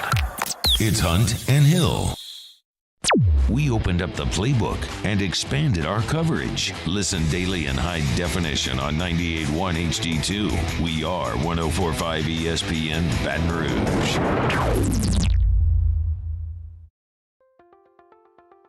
If you're in an accident, a car accident, a slip and fall where you're injured, you need to call an attorney. The defendant insurance company, it's their goal to close the case as quickly as possible and pay out the least amount of money as possible. That's why it's important to call an attorney and call the law office of O.C. Brown. At the law office of O.C. Brown, we're a family-owned firm. We want to be your law firm for a lifetime. Starting in 1974, Central Plumbing has served Baton Rouge and surrounding areas for all of their plumbing needs. Through these tough and trying times, we want you to remember that the Payne family is here to continue to support and serve you. As a multi-generational business, there is no job that is too big or too small. Residential, commercial, industrial, hospitality, we're here for anything you need. 24/7, 365. Give us a call, 225-925-8552. This isn't just another day. It's so much more. Kelly's life was put on hold when her auctioneer primary care doctor discovered a rare blood disorder. Her doctor connected her to an auctioneer care team of cancer, heart, and kidney specialists. With multiple primary care locations around Baton Rouge, same-day appointments, and online scheduling, we're relentless about keeping you healthy. Auctioneer Baton Rouge, innovating healthcare for Kelly. Eli's always been into grilling. It took us a while to see it, but the signs were there. What are you doing, Eli? I knew grilling was my thing. I have been talking about it throughout my career. Happy with the results? I am. Got the new grill from barbecueguys.com. It performed great.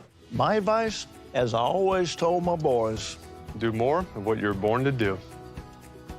Barbecue Guys, for those who were born to grill. You want cheese on your burger, Pops? I'll take a little cheese.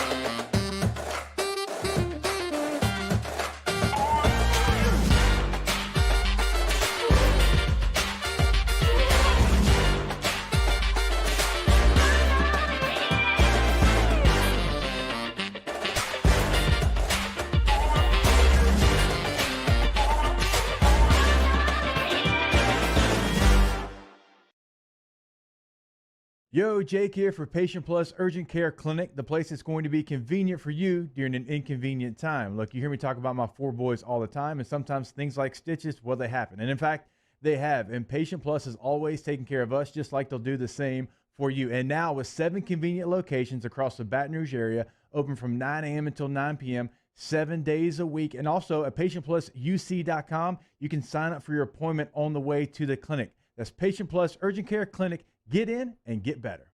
Front to Back Boat Service has been family owned and operated for 30 years. And the Sherman family is NMEA certified. That's the National Marine Electronics Association at Front to Back.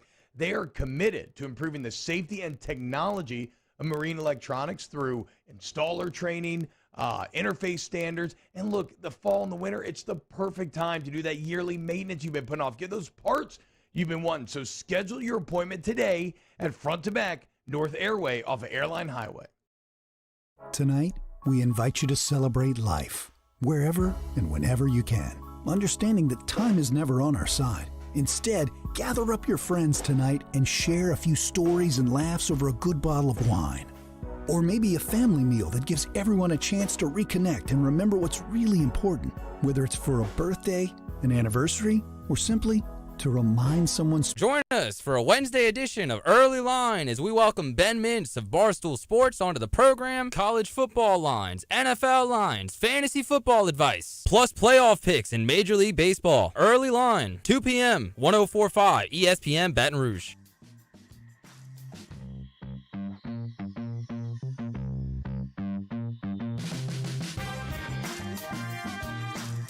This is Hunt and Hill on 104.5 ESPN Baton Rouge. Bayou Ford chat, busted my chops a little bit. That's all right. They're always buzzing, man. They're always buzzing. I'm just laughing. Let's talk about LSU in Florida. Look, this has been an unbelievable rivalry. Not quite as many storybook editions as the LSU Auburn one that we talked about a couple of years ago, but certainly one that's been very, very competitive.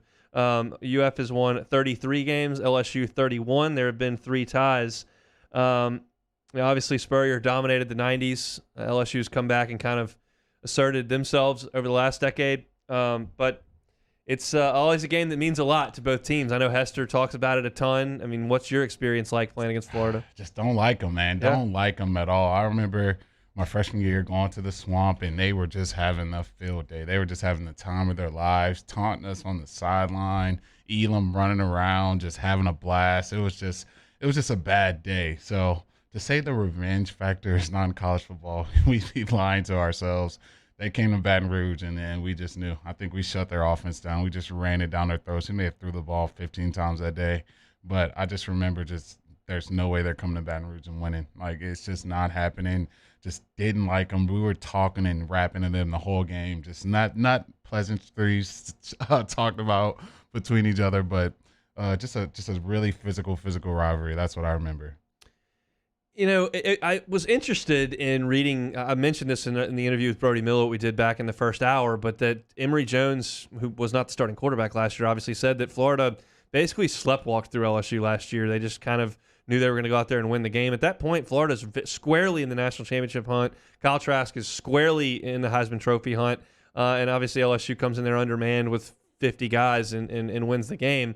And that interests me to hear them say that. I kind of understand it in a COVID year in an empty stadium against a team that at that point was 3-5, but you know, it's still LSU. It feels like that would still carry a little bit of weight. Yeah, that's what I've been saying, man. That's what terrifies me. That's what scares me. There's certain programs you would never talk that way about, but the respect, man, we're losing some of the respect that we've garnered and gained over the past couple decades in the SEC, and that's what teams are from outside of Baton Rouge. That's the way they look at us.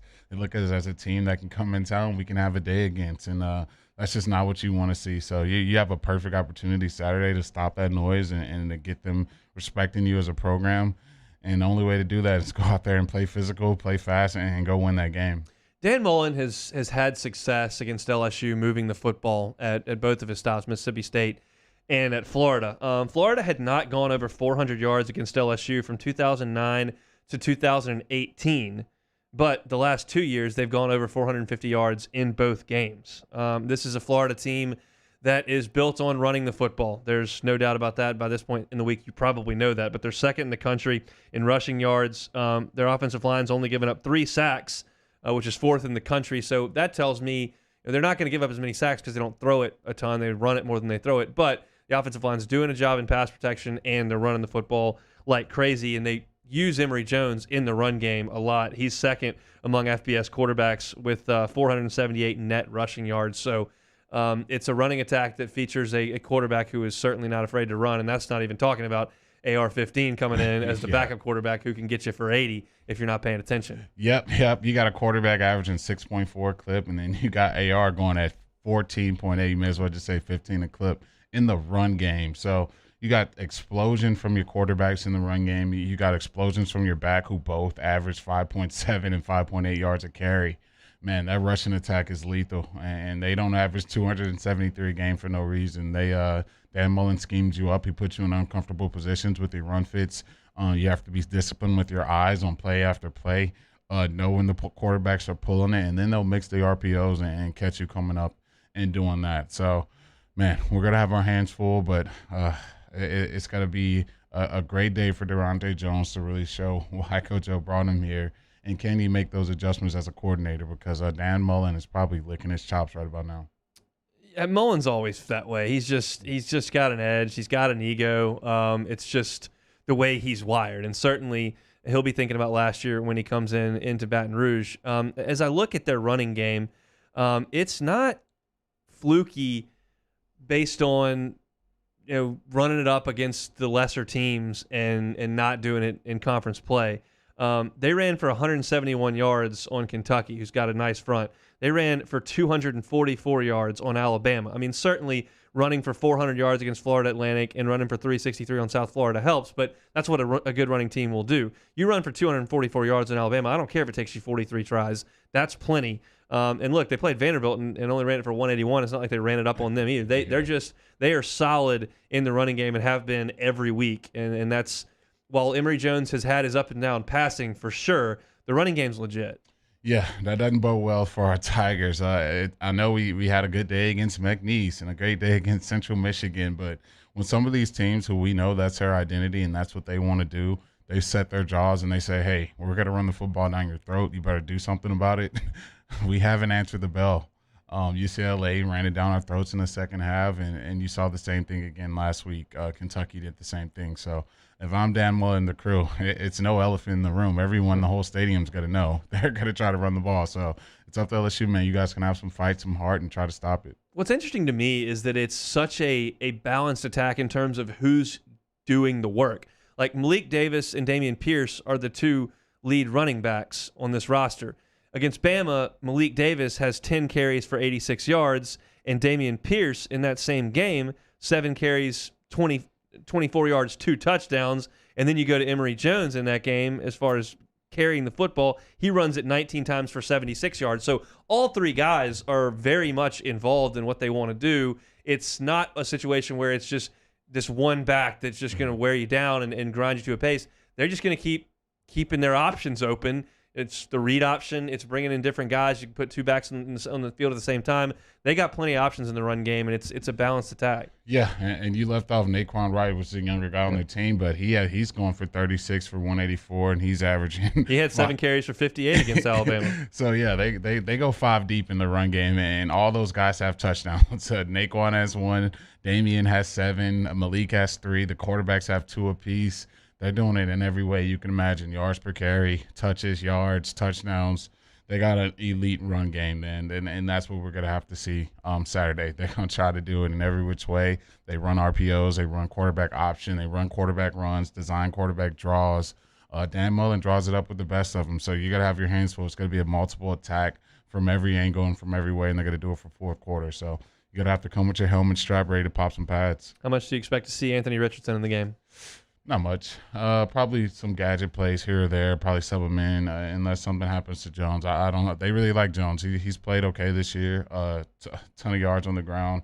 Probably not the year you want to have in the air. Like I said from the start of the season, 9 touchdowns, 7 interceptions. Just not gaudy numbers that you want to see from a quarterback. But I think they trust him to come into a hostile road environment and get the job done. So I intend on seeing a lot of Emory Jones. All right, you're Durante Jones. You have lost Ali Gay. You have lost Andre Anthony. You are getting Glenn Logan back. At the same time, Joseph Evans is out. What is your message to your team this week, and what are you working on in practice? My message is, guys, we got to have some fight. Got to keep putting you guys in position to make plays. I know Jay Ward had a couple plays he would love to have back, just eye discipline. It's not in good spots, letting guys just run up the seams. That's just simple covering one man. We gotta trust our run keys, trust our run fits, and we gotta just have a little more fight, man. I think if you can do that, you keep yourself in some of these ball games, and it's gotta be up to the offense if they can score. It's so important to me. A stat that I'll look at all week is time of possession in this game. It's a stat that has been kind of dismissed in modern football, and I think for good reason. If you can spread the field and go score, spread the field and go score. But the fact of the matter is that Florida wants to wear you out on the ground, like Kentucky did, like UCLA did. And you start to look at some of these games against Kentucky. Florida had the ball for 36 minutes. Now they lost. I get it, but with LSU's depleted defense. If LSU's defense is out there for 36 minutes against this running attack, it's difficult for me to see a way that they hold up. I think they've got a chance early. They've got enough guys to hold their ground early. But if you start being on the field for 36 minutes, at a certain point, I just don't know if LSU can hold up. You go to the Tennessee game, Florida had the ball for 35 minutes. They won time of possession against Alabama too. LSU's got to do a good job early in this game of getting a 3 and out here or there, and then LSU's got to hold the ball on offense, because that to me seems to be important this week when time of possession. I keep saying it week in and week out. It's up to the offense. The best way you can help this defense out is you score and you score fast. You saw that in the Mississippi State game. The offense didn't finish the game strong because you did your damage and your work early. You allowed the defense to kind of just play situational football, and I think that's the defense that we have. I would love to have a lights-out 2011 defense, a lights-out 07 LSU defense. It's just not one of those defenses. You're going to have to help them out, put them in advantageous positions to play situations, and that's going up 2 or 3 scores early in the game and forcing Dan Mullen to really think about, can he just run the ball down their throat? He's going to have to pass the ball more and put Emory Jones in situations to really have to use his arm. So if Florida can just hand the ball off to their backs and use their quarterbacks in the run game, it's going to be a long day for the Tiger fans. Dan Mullen doesn't care if the game's ugly. He won a lot of games that were ugly with Mississippi State, with guys like Chris Relf and Tyler Russell at quarterback who were nowhere near NFL prospects. I mean, even Nick Fitzgerald. I mean, that's a guy that was just basically a running back there. He didn't care if it's ugly. You give him Kyle Trask, he'll sling it around and score some points for you. You give him Tim Tebow, they'll do some fun things with Percy Harvin running all over the place. But he's not scared to line up behind the offensive line and run power with the quarterback, get himself into 3rd and 2. I mean, Felipe Franks was quarterback a few years ago, and he got him into 3rd and 2 all the time. It drove me nuts. So that's what I expect to see. I expect to see an ugly offensive game from Florida, which is what they want to do. Yeah, ugly. Quarterback runs, draws, a little trick play here, a little jet sweep there.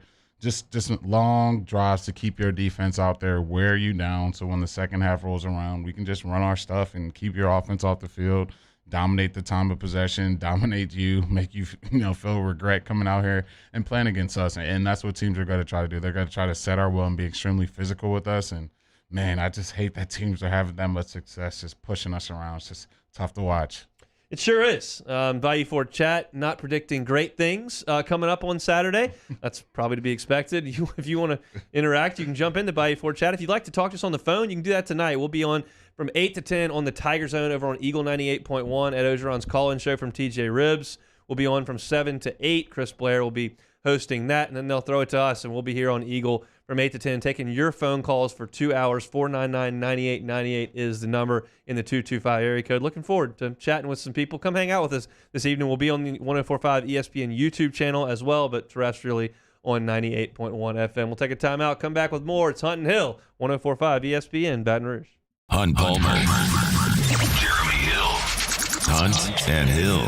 In times of need, get a full list of phone numbers, websites, and other important emergency information on the Demco Stormwatch page at 1045ESPN.com.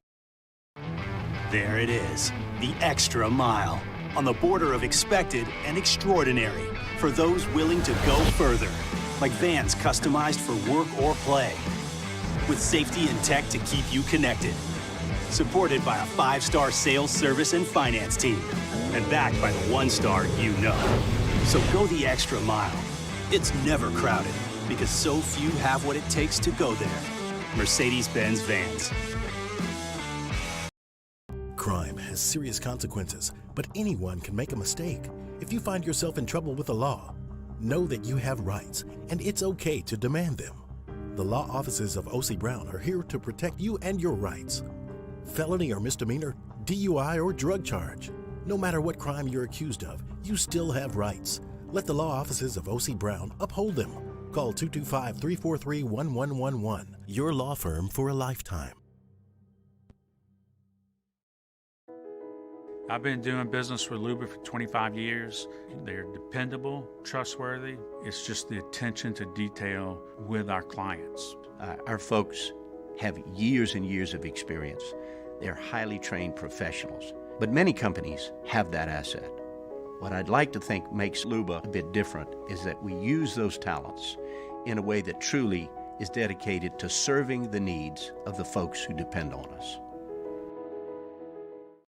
Are you a licensed contractor? There's lots of good contractors in Louisiana doing work the right way, but unfortunately, too many unlicensed contractors are working outside the licensing requirements. Working as a contractor in Louisiana requires a license for the company doing the work. The Louisiana State Licensing Board for Contractors wants to help you get licensed to allow you to conduct work legally. It's not difficult to get the license. We can help you. Go to lacontractor.org for more information. Licensed contractors, it's the law. Gulf Coast Office Products is a nationally recognized Savin office equipment dealer based right here in Louisiana. Over 100 employees strong, Gulf Coast has the boots on the ground to support all vertical markets, from education, engineering, legal, and finance. With the latest in office technology, from desktop to production segment units, Gulf Coast and Savin have the perfect fit for you. Call 225-756-2644. That's 756-2644 for Gulf Coast Office Products.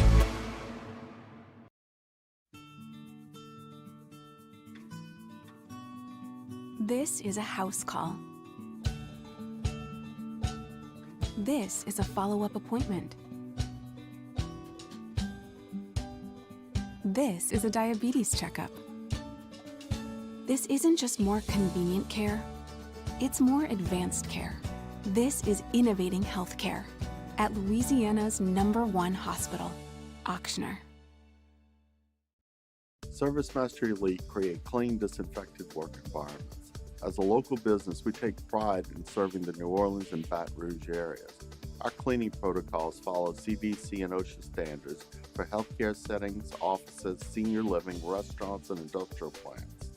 Contact ServiceMaster Elite to get your operation ready for reopening with germ disinfection cleaning.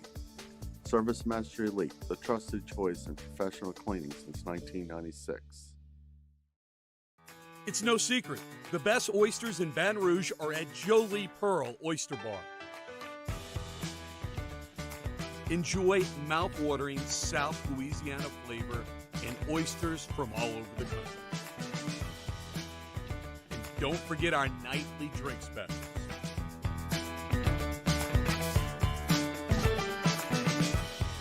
Jolie Pearl Oyster Bar. Hey, it's Matt Moscona inviting you to join us for Wednesday's Hump Day AFR presented by Pluckers. We'll preview the weekend ahead in the SEC with Russ Mitchell. Little overrated, underrated, and it's a Whiskey Wednesday. Join us Wednesday, 3 to 6, 104.5 ESPN Baton Rouge.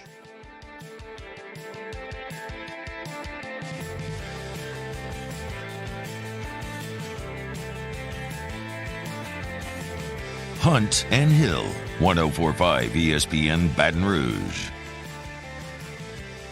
Some chatter in the Bayou Ford chat over on the YouTube channel about the coach's show tonight, and I'll say my short piece on it. I work for the LSU Sports Radio Network. I obviously do the pre and post game show. Everybody's aware of that. And so anything that makes the network money, that's a good thing. And they sell it, and TJ Ribb sponsors it, and they've got some live reads, and it's a moneymaker for LSU Sports Properties and the Sports Radio Network. And when things are good, it's a great opportunity for Tiger fans to put on their purple and gold and go to the restaurant and have some drinks and see the coach and get some autographs and say, hey, Coach, how's this freshman looking at practice? That's great. Or, Coach, great win last week over Tennessee. Awesome. And then when things aren't so good like they are right now, it's, is it something that I think is a quality investment in time? I don't necessarily love the fact that someone can just have a couple of cocktails, dial up the phone and tell the coach that he's an idiot because they lost a football game. I don't see, and I don't understand. I don't understand the people who call in to tell the coach that. What do you gain out of that? Do you make you feel better? Do you want to make the coach feel bad? Like what do you stand to gain from calling in and saying, why don't we run the ball better? Or it's not my favorite investment of time.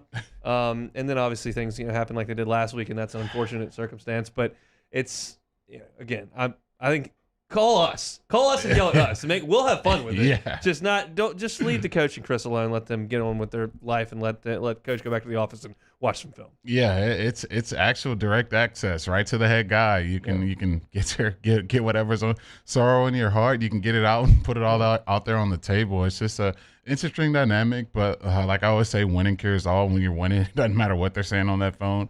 You don't care. Everything tastes good. Everything feels good. But when those losses start to creep up and you lose back-to-back weeks since you haven't done that in a very, very long time, makes things like just doing a local radio show just hard and annoying and pressing and all those things that you don't want to have during the football season. You want to be, looking forward to your next win. You're about to get on Saturday, but now you're trying to figure out what you got to do to put a strategy together to win that game. So it's a tough place to be as a head coach and as a football program for the moment. It's just there's a faction of people on the internet that enjoy trying to tear someone down. It happens on Twitter. It happens on message boards. It happens on Instagram. It happens wherever. It's just people enjoy throwing barbs at people on the internet. I've never bought into. You can't really say anything on the internet that's going to offend me. I don't really care what some anonymous poster has to say on the internet. But calling in and behind an anonymous name or whatever it is, and then just blasting the coach, I don't think it's a great use of anyone's time. But that is what it is. Coach's show tonight, 7 to 8, and then we'll be on it from 8 to 10 on the Tiger Zone. Let's talk a little bit about the LSU offense. They've just kind of plateaued, kind of taken a step back, and now without Butte and his playmaking ability, you wonder where they go. And clearly, I think it'll probably start early in the game with them going right back to that ground game and trying to get it going like they did in the second half against Kentucky. I am almost 100% in the camp that those running lanes were created by the scoreboard and not the offensive line. But we'll see. I think they'll try that again next week, right? Yeah. Oh, yeah. They're going to try. They're going to keep knocking their head on that door and seeing what comes on the other side. But it's just a tough spot to be in, especially as an offensive coordinator. You're spinning your wheels. You're trying to find ways to get guys the ball. You're trying to get rhythm. You're trying to get some continuity with these receivers. It just what can go wrong is going wrong right now for this offense. You can't start that first half and not score a point. You got to get something on the board to just be totally shut out, and then whatever you got is really what they gave you because they want to prevent defense. That's just no way to really have confidence or swag about yourself. So I think for this offense, I think going into this game, especially an early game, really go ahead, try to get the run game going. I'm sure Florida doesn't think you can. I don't think anyone that really thinks you can. So set your will, set your tone. I think the offense had a little more fight in the run game, and let's keep that up, and maybe we can pop some runs because we finally popped a few. I don't know if I was like daydreaming or something, but I actually seen TDP pop a few to the second level. That was actually very intriguing to see. It was, and I wonder how O feels about his defense and whether or not that changes the way he feels about calling some of the things they call on offense in terms of specifically going forward on fourth downs. Obviously, you don't want to be Lane Kiffin in Tuscaloosa. We're not going to get to that point where we're going for it deep in our own territory, but I do think that there might be an inclination, seeing things that you've seen, that you've realized Florida's going to score some points, and we may need to try to push the envelope. It did not work last week. It backfired on you, and you gave up a touchdown right after you went forward on fourth down. But it may be a risk that may be necessary at this point if you don't think you're going to be able to stop Florida on the ground. Yeah, that's exactly what Lane figured out early on is that, we may look good against Tulane and Louisville, but when we start going against some of these real offensive lines, it's going to be hard to stop some of these teams. And you see KJ Jefferson put up 50 on them, see Bama score 40+, and they called the dogs off. So I hope that's not where our defense is headed towards. I don't think. I hope not. I hope not, because if it is, and you're going to see some of these decisions, and it's just going to make you really just not be consistent or efficient as a coaching staff, because you don't know if you're going to score points, and then you don't know if you're going to stop anyone, and that's no position to be as a football team. I do want to kick any field goal under 60 yards, though. Got it. I've talked about it yesterday. We got to get the Groza Award back to Baton Rouge. Man. It's secondary to wins. I understand, but let's get that. Let's get those 50-yarders rolling for Mr. York, who's money from deep, and plus everybody gets queso when he makes it from 50 yards. But I think that there may be an element of aggressiveness in this coaching staff of trying to go out there and score points. Again, not like Lane Kiffin, but like you saw last week. I think not just because you didn't get it doesn't mean you just totally abandon it. Yeah. No, you definitely you can't use your wherewithal, especially as a coach. You're coaching one of the most prominent programs in the country, the second most national titles since the year 2003, and man, you still got to have some respect about yourself. You don't just want to go out there going for it like it's a Madden video game. No. We're not playing Madden out here, and it's not that bad yet. I hope it doesn't get that bad, but you still got to have some fight. So recruiting still matters. You still got to hold a recruiting class together. There's so many things that can still go extremely left that haven't. So let's try to have some respect about ourselves, and let's continue to go out there and fight. Yesterday, we talked about things we wanted to see moving forward, and one of mine was seeing a number one receiver emerge. Do you have one in mind? Man, I think for me, just I guess I'm not saying this with much confidence, but continue to try to poke at the run game and see what you can get out of that well. We've been going to that well a ton this year, not much coming out of it. But I think for us, if you can do that, I think it will, oh my goodness, it will make this team just from the top down just a way more efficient football team. You got to keep that defense off the field in the second half. They're not going to be getting worn down and crushed. And you got to keep this offensive line from holding up in pass protection. They can just fire off the ball and you let your backs make hay. It's going to make this offense look a lot smoother and run a lot smoother as well. So I think for me, just try to get something out that well in the run game. A number one receiver, though. Number one receiver, I would go Malik Neighbors. That's where I was headed, and I was hoping you were going to say that. We were not making that stuff up in August. And obviously you get behind the eight ball, and we mentioned that Jarvis got behind the eight ball his freshman year and never really caught up. Now, that team was stacked, but he got behind and because of the injury, and he never really caught up. Now, his sophomore year, he led the team in catches. But I think Malik has enough time, and now there's a door open because Kayshawn is out. I think 8's going to be more involved than he has been. I don't know that it's going to reach what it did with Kayshawn last year, where he starts going well over 100 yards. But I do think he's going to be. I think he's going to be noticeable. Yeah, I wouldn't put nothing past Malik, man. I saw that competitive fire, and the more I look back and look back at some of that stuff, it's ruined its head. I say you take stuff from practice, and it translates to the games, and just the fight I saw from some of the defensive backs. Obviously, Sting and Ricks weren't out there, but they weren't fighting back. That kid just set his will like the alpha dog in a yard, and that's what I saw from Malik. So if he goes off this year, I would not be shocked at all. I think if I'm Coach Peets and the crew, I'm finding ways to get Jack Besh the ball. I'm finding ways to get Malik Neighbors the ball.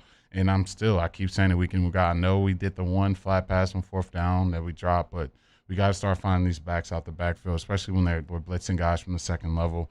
Use the backs in the passing game a little more, and I think that'll help this offense out a ton. Randall Albright in the Bayou Ford chat says, is Flott an NFL corner? 100%. Yeah. He will go high in the draft, especially if he leaves this year while his stock is high and buzzing, he's got to go high. And if he runs fast, he's definitely going to be an NFL guy for sure. Some of the guys surprised me with the numbers that they run. I mean, Jarvis at his pro day ran a number that, I mean, you expect a guy like Kerry Vincent to tear it up. You're not worried about Odell. Yeah. He's going to run a great time. I mean, Flott's one of those guys that I don't necessarily think of as some kind of burner.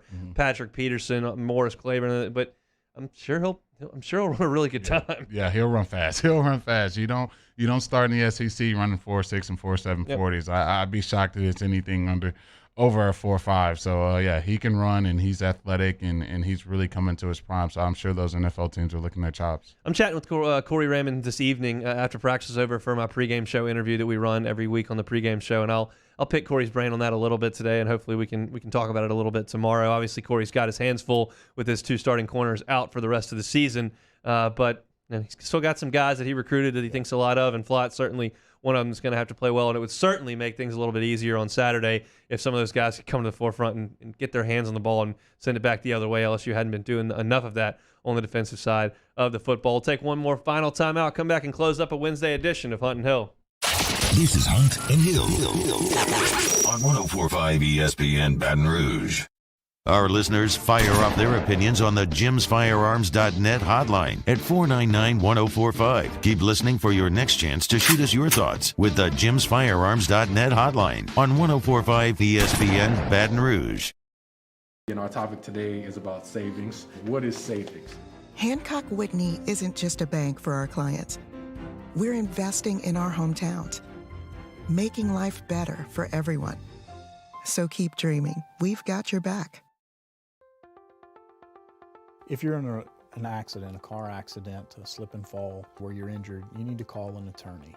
The defendant insurance company, it's their goal to close the case as quickly as possible and pay out the least amount of money as possible.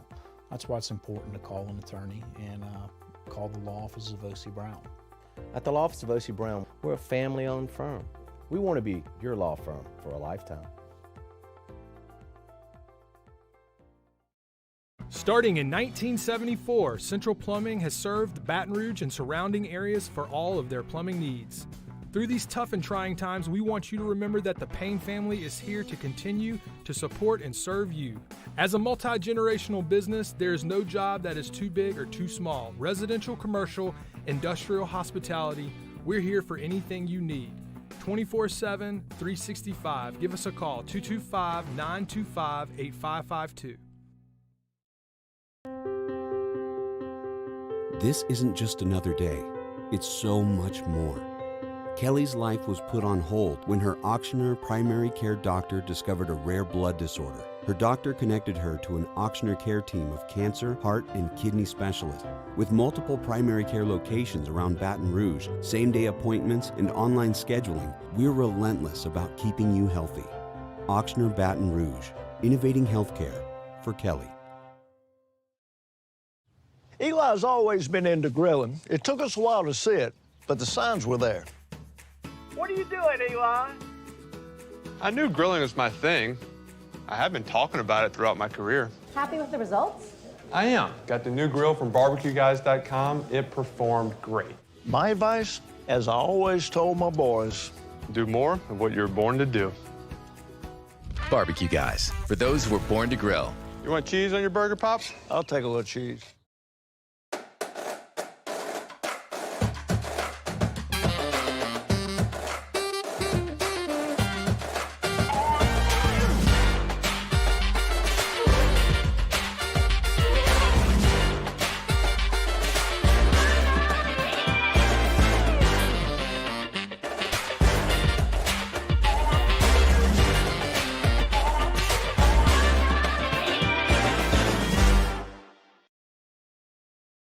Yo, Jake here for Patient Plus Urgent Care Clinic, the place that's going to be convenient for you during an inconvenient time. Look, you hear me talk about my 4 boys all the time, and sometimes things like stitches, well, they happen. And in fact, they have. And Patient Plus is always taking care of us, just like they'll do the same for you. And now with 7 convenient locations across the Baton Rouge area, open from 9 a.m. until 9 p.m., 7 days a week. And also at patientplusuc.com, you can sign up for your appointment on the way to the clinic. That's Patient Plus Urgent Care Clinic. Get in and get better. Front to Back Boat Service has been family owned and operated for 30 years. And the Sherman family is NMEA certified. That's the National Marine Electronics Association at Front to Back. They are committed to improving the safety and technology of marine electronics through installer training, interface standards. And look, the fall and the winter, it's the perfect time to do that yearly maintenance you've been putting off. Get those parts you've been wanting. So schedule your appointment today at Front to Back, North Airway off of Airline Highway.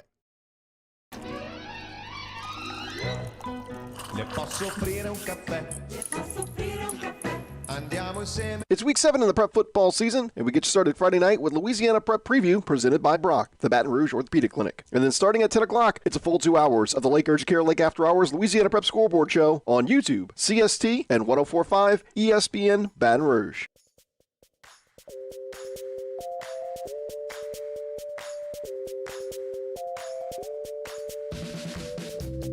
Hunt and Hill, 104.5 ESPN Baton Rouge. You're already convinced the Lakers are going to suck?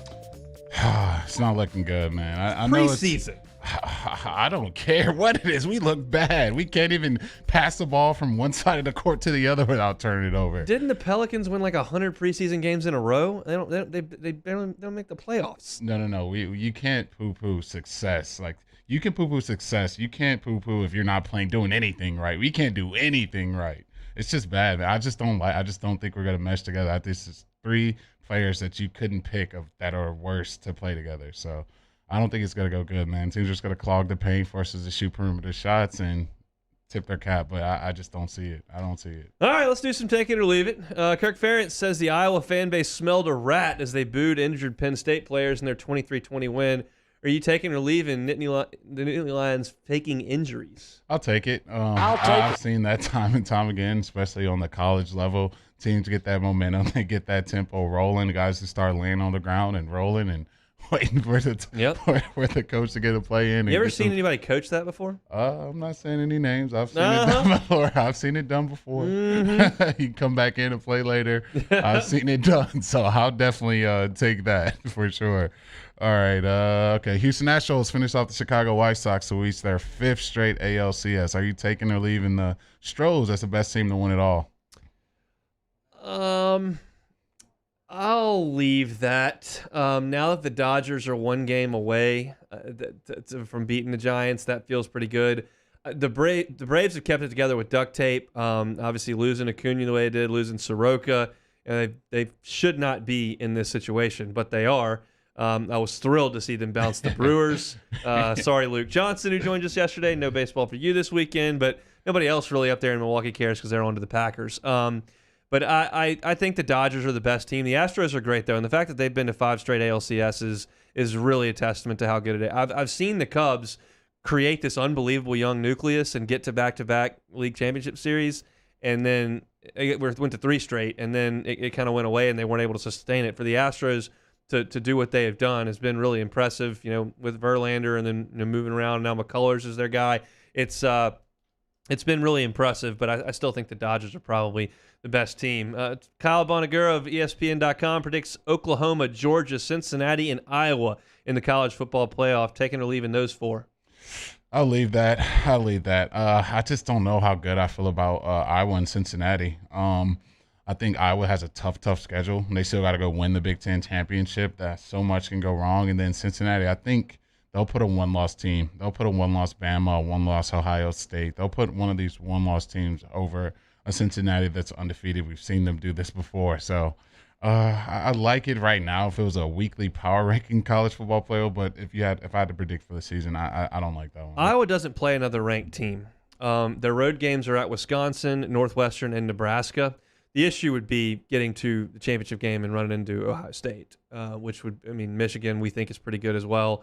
And that would be a tough game for them to win. Traditionally, they find a way to lose one. That's just, generally speaking, how things have gone. That's a big win over Penn State, obviously.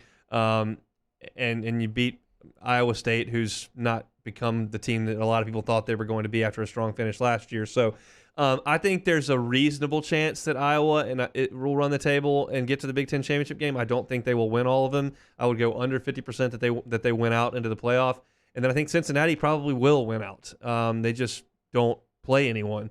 So the question is, what is the committee going to look at? And then it comes down to, and I was hemming and hawing about the Texas A&M Alabama thing, in that it doesn't really matter because Alabama's still going to win the West. But it does tell you if they get to Atlanta and lose, that's probably it. They're probably out. That they had a free swing at that one. If they showed up undefeated, they did not. So that may be the saving grace of this A&M celebration, is that Alabama won't get into the playoff, but that'll take Georgia handle their business. We'll see if that's the case. All right. The PGA Tour just announced a new local rule that will allow high-level tournaments to limit the length of drivers to 46 inches. You taking or leaving this a good move for golf? I'll leave it. They're trying their best to make sure that the pros can't overpower every golf course that's out there. You can't. Augusta can lengthen some of their holes because they just buy lots and move trees and make it work. But most golf courses are what they are. And if players and some of the pros are able to have 48-inch drivers like Phil does or like Bryson does and create that torque and hit it as far as they do, you're really taking out the design of the golf course. You're just able to hit it as far as you can and then wedge it out of the rough onto the green, and that's how Bryson's planning on playing the tournament. It's not going to matter for 99.9% of people. Your amateur golfer doesn't care because he's not using a 48-inch driver anyway because they want to hit that. He wants a little more the PGA Tour is just trying to keep the length of golf courses relevant and make sure people try to hit the fairway and play the game the way it was designed. So Phil Mickelson's throwing a fit over it. They could probably do some things with the ball and the equipment as well, but trying to limit it, whatever, it doesn't really matter to most of us. So I'll just about do it for us here. Tell me, Jeremy, what we're talking about tonight on the Tiger Zone. Oh man, we previewing Florida trotting into town in the Death Valley at an 11 a.m. kickoff to play the Tigers on a nice nationally televised game on ESPN, man. Who would have thought? I'm trying to decide whether or not we're going to get angry calls or apathetic lack of energy and no engagement. I think you're teetering on the edge with the fan base. I don't know, man. I think things are so rowdy around here. People aren't gonna hesitate to get their sorrows out on the nice little wave lines tonight. So I think if I had to over under this thing, I'd say over 10. I go over 10 right now. We shall see. If you're listening, give us a call. Ed Ogeron Show from TJ Ribs on from 7 to 8. Chris Blair will be manning that one, and then we'll take over from 8 to 10 on Eagle 98.1. You can give us a call at 225-499-9898. We take calls for 2 hours. Hang out. Have a cocktail with us. We're on YouTube. Bayou Ford Chat is open on the 104.5 ESPN, ESPN's channel, so you can check us out there or on the radio on Eagle 98.1. Tomorrow, got a big show. Excited about it. We're gonna have Garrett Brumfield on to talk a little bit about the Tigers. Garrett's been with us on the LSU Sports Radio Network and done a great job. So excited to get his thoughts. And then we do have a player from our Throwback Thursday, and it'll be one from the Florida series. We know a lot of great games in that LSU Florida series, so we'll dig into the Wayback Machine and get going with that one. Anything you want me to pick Corey Raymond's ear on tonight? Man, ask him how Sage is doing. That's a guy that I've heard up and down things about. I want to kind of know if he can kind of step in and make his presence felt in the secondary. We shall see if what the vibe is in the building. I'll talk a little bit about that tonight on the Tiger Zone, and then, of course, on tomorrow's show, which we're looking forward to. That's going to just about do it for us here in the Mercedes-Benz of Baton Rouge studio. If you missed any of the show, you can catch it on demand, 1045ESPN.com. In the first hour, we were busy, had a lot of sound from the SC teleconference with Ed Ogeron. We chatted with Brandon Taylor, who was talking a little bit about LSU's secondary and how they moved those pieces around. Brandon will rejoin the LSU Sports Radio Network this week from over in Texas. We chatted with Brody Miller, who's got a great story that's now up on The Athletic about Eli Ricks and how that decision was made that his season would come to a close. So if you want to check that out, you can listen to what Brody had to say or read that story up at The Athletic. Matt Moscona is going to drive you home this afternoon, 3 to 6 on After Further Review. Jimmy Ott's Game Time from 6 to 8.